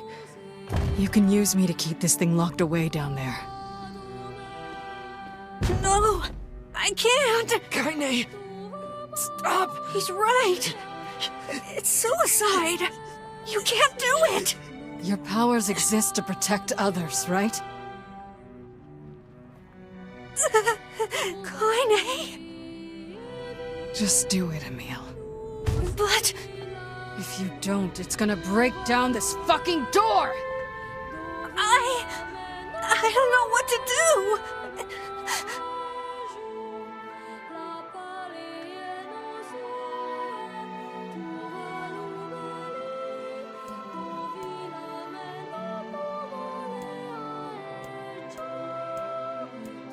Okay.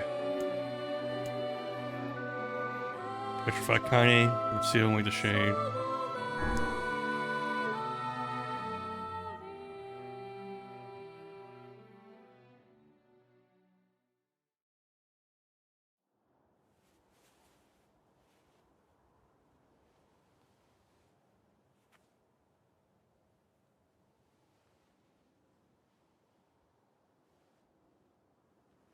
Kaine. No more crying, okay?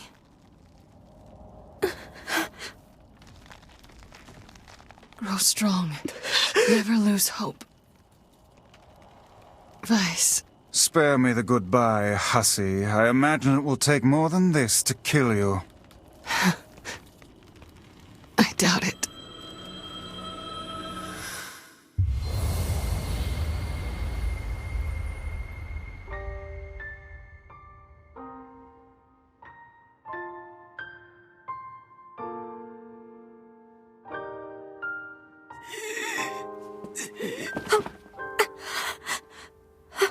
Wait for me, Yona. Wait for me, Kaine.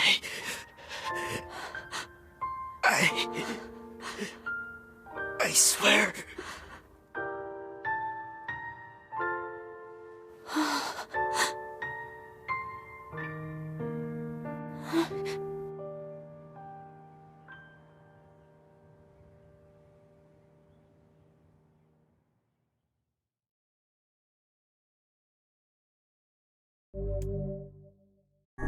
Yes.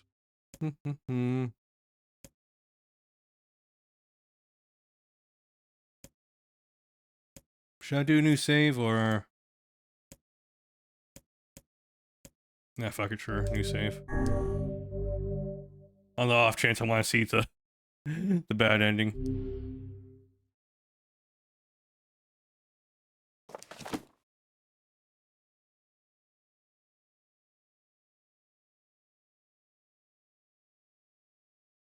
Five years later.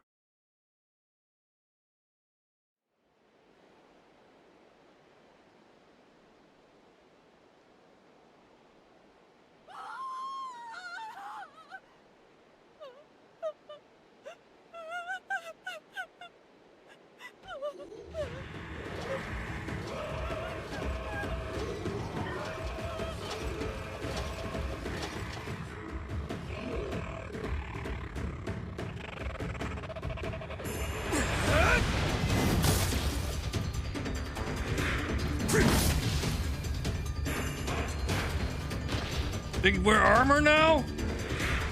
Here we go. Don't let your guard down.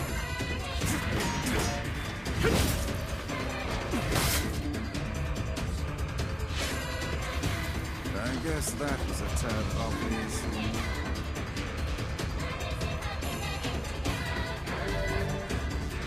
He may now use two-handed swords and spears.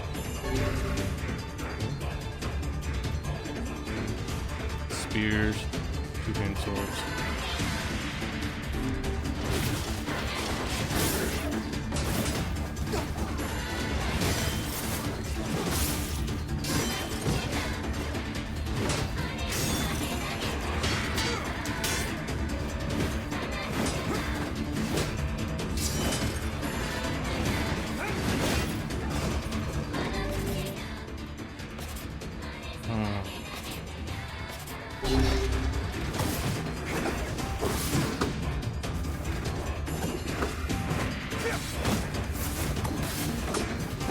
Enough horseplay.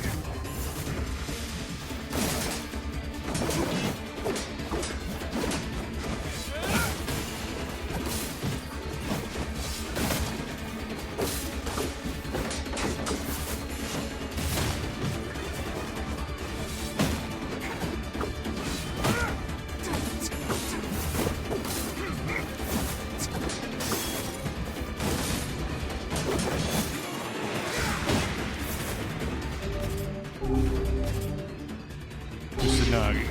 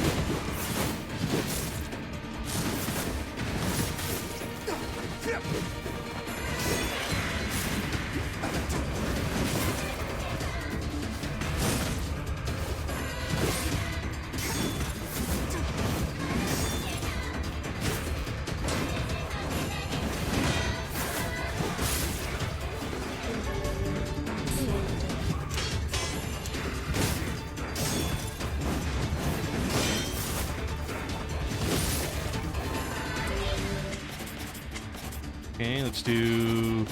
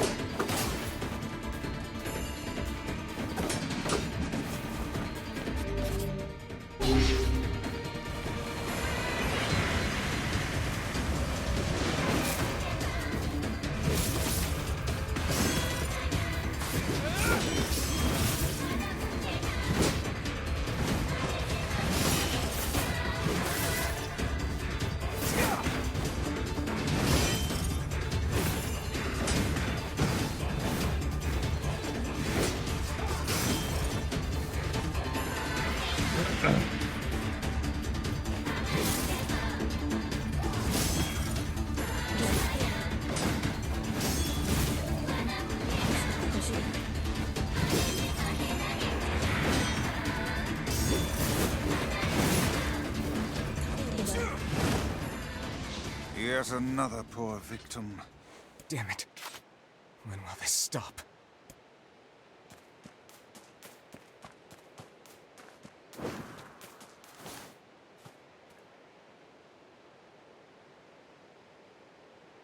dangerous here. You should get back. Oh, God! Oh, get up, honey. Please. Get up! Goddamn shades are even attacking the village now.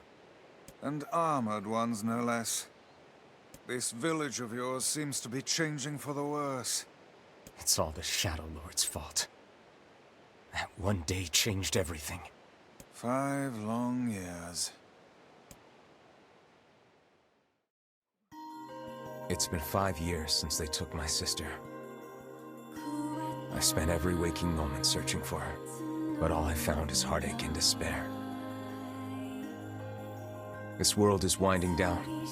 Between the shades and the black scrawl, there won't be anyone left soon. My life now, and my purpose, is hunting shades. Someday I'll find a clue that will lead me to the Shadow Lord. I believe that. I have to.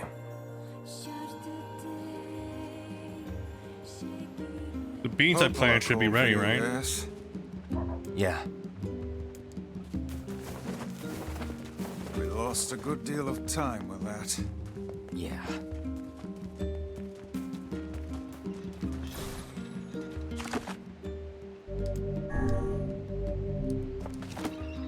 Let's look at the words now.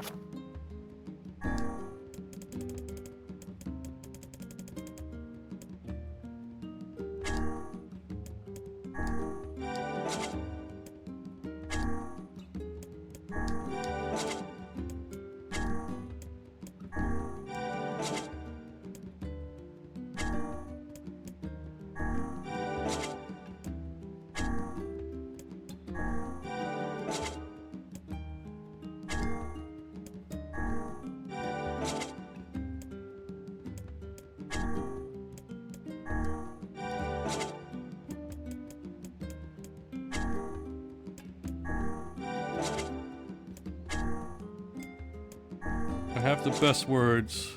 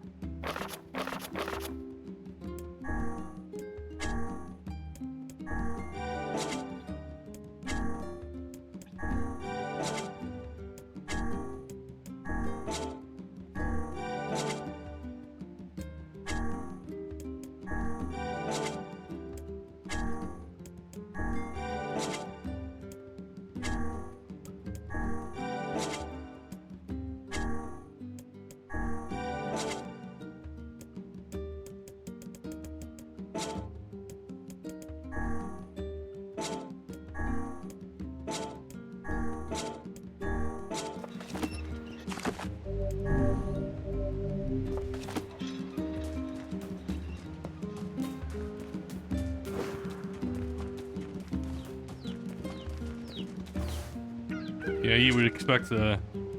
Really? I still have to wire them? It's been 5 years!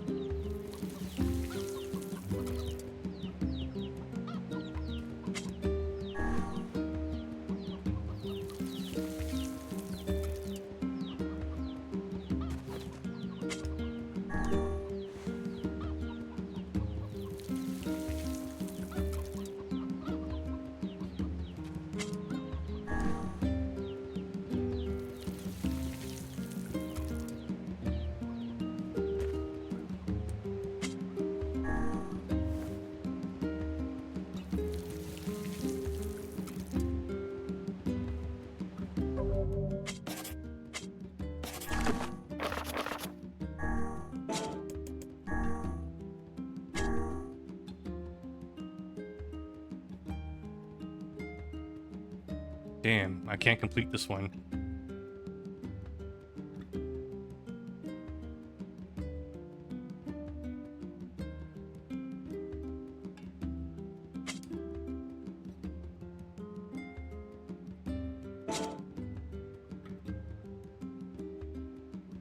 Well, it's a good thing I made a separate save. Hold up, let me look here.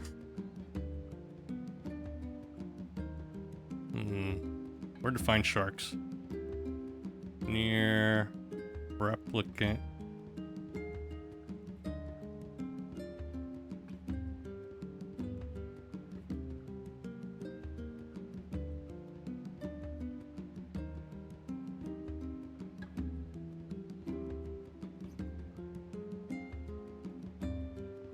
Shark.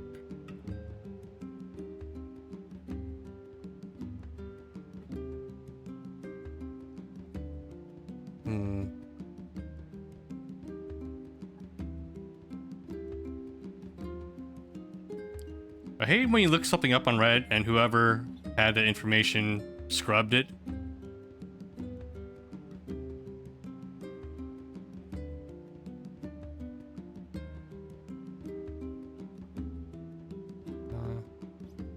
So wait, you actually do have to fish for them?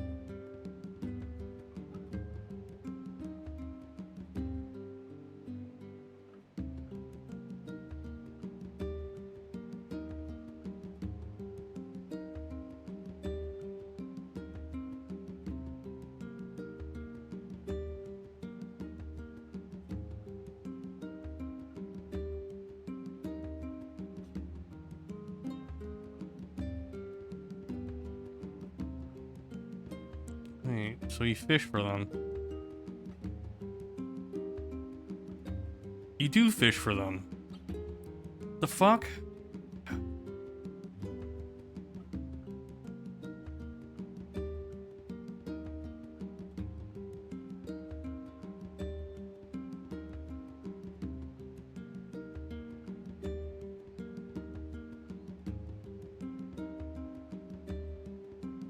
All right. Let's see, how much time difference is there between the current save and the last save then? It's a good thing I didn't save over it. Okay, a little over an hour. Well, a little less than an hour. Alright, you know what? We'll wrap it up here for tonight. And I guess I'll do the Bon Appetit side quest offline then, in my free time.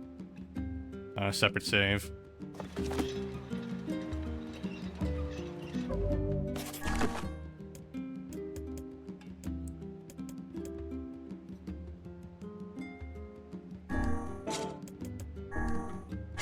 I wish it'd warn me. Okay. That was unfortunate. Alright, let's see, options. Okay. Let's go ahead and wrap it up here before I go back. Hold up. I guess I could start fishing now.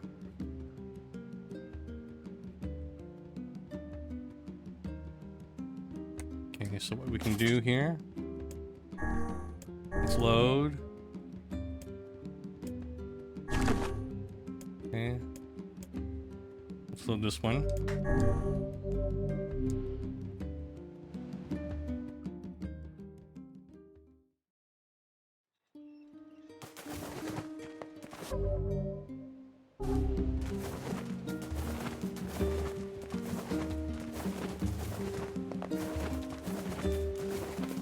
Okay, the vapor is there, but let's see. As long as I don't grab it, maybe I'm good. Black squalls in our village now?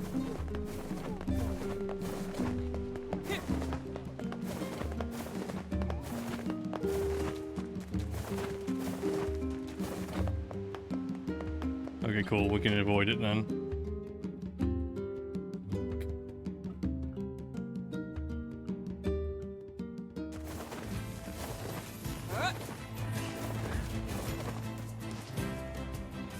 Let's see if we can knock out this quest then.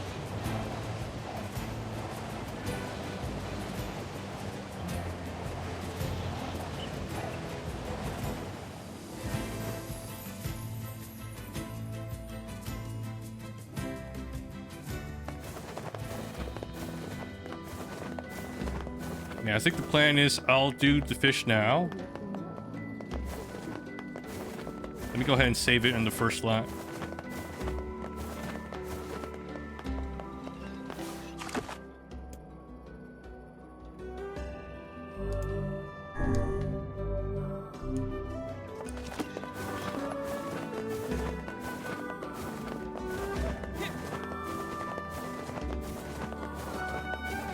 And then we'll go fishing then.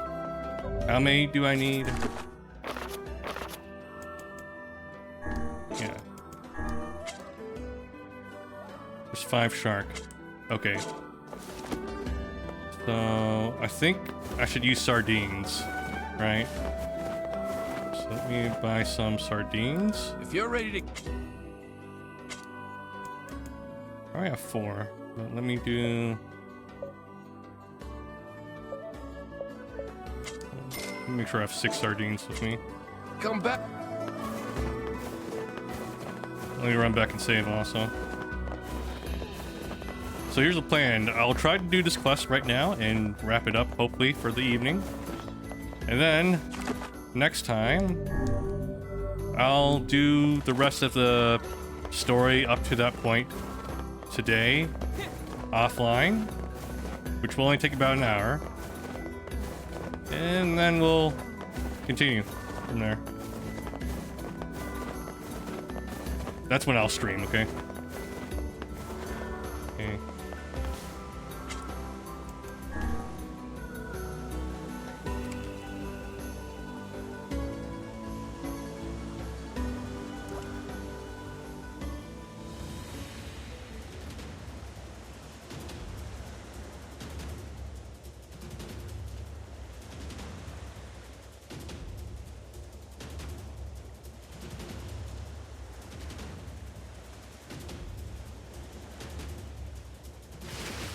Holy shit! That was easy.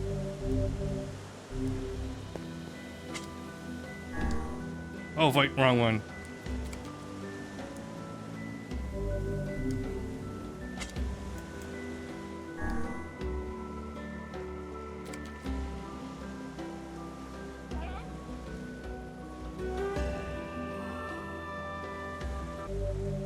The bait was eaten. Damn.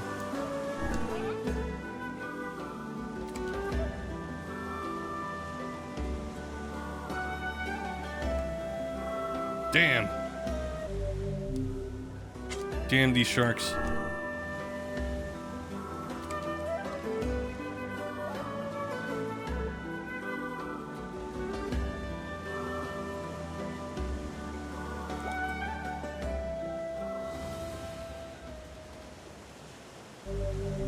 Damn.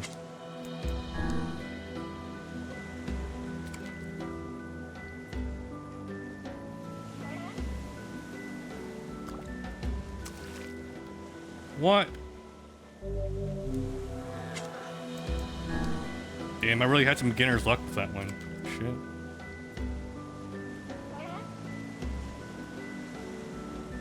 Are you fucking serious, bro?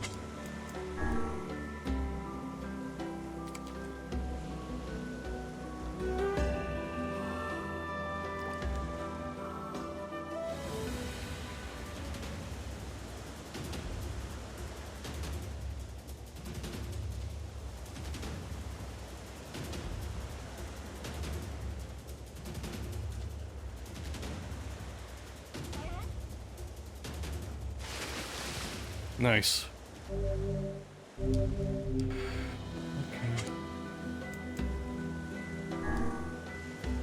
It's 2 sharks.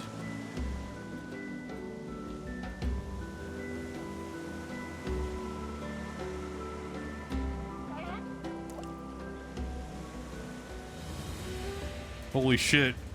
What the fuck is this?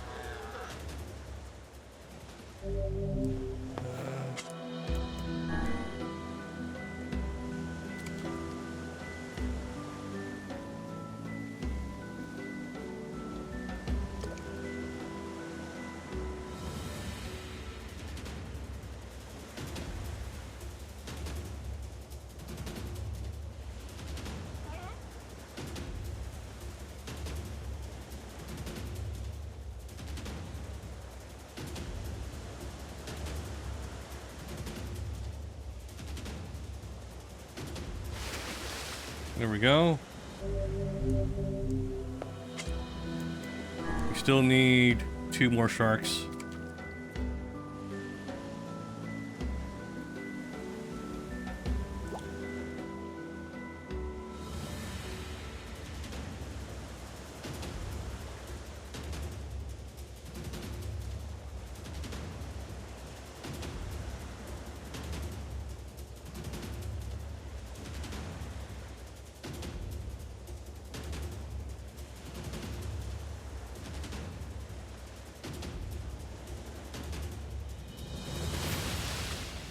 Nice. We just need 1 more, so let me get sardines.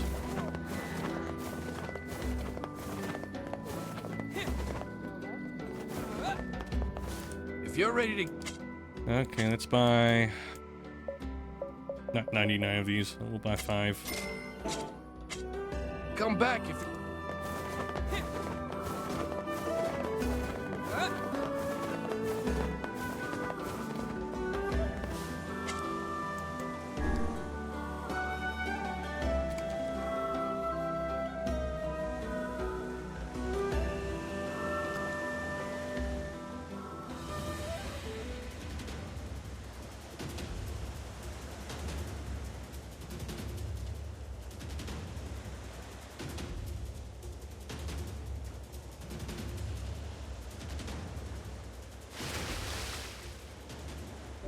There we go.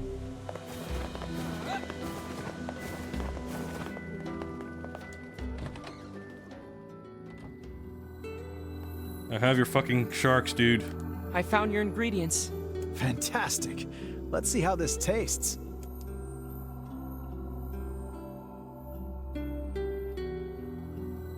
Okay, here you are. Go ahead. Let me know what you think. Here goes. Well? This is fantastic. I've never had anything like it. Splendid. In that case, we have a new special. Maybe I'll even name it after you. Oh, and here's some payment. Thanks again.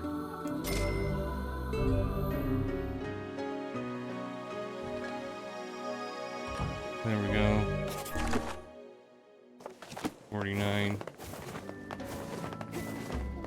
Okay, let's run back to, oh, let me sell some of that rice off. Care for some...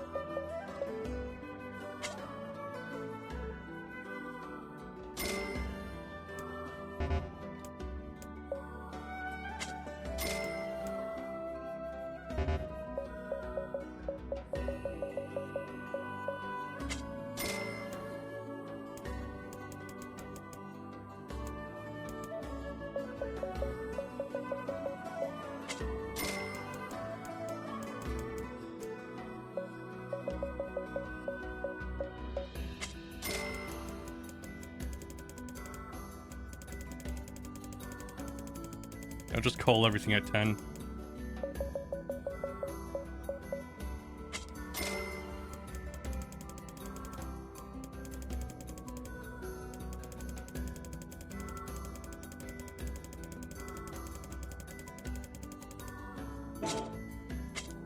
Thanks for your...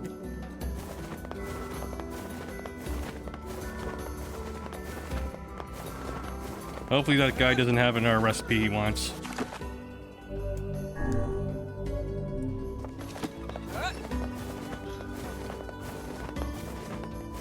It should probably take less than actually an hour for me to wrap up the next section of the game anyways, since I could just skip the cutscenes, I think. Plus I'll know the strats now. So maybe closer to like half an hour. I can knock that out before streaming next time.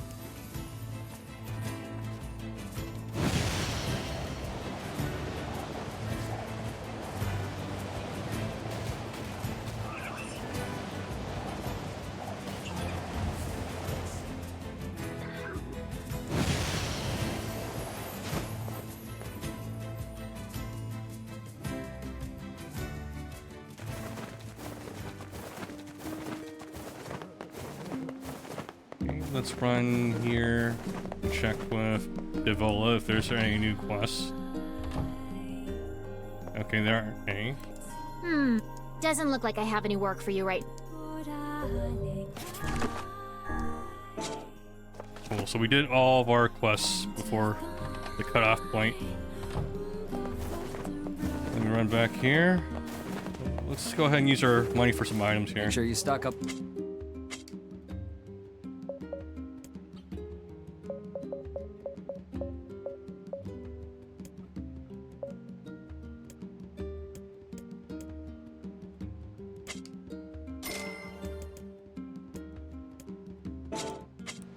Come back anytime. That'll make it easier for me when I continue.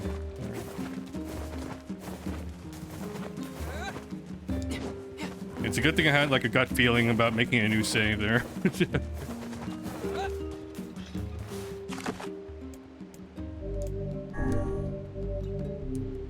All right.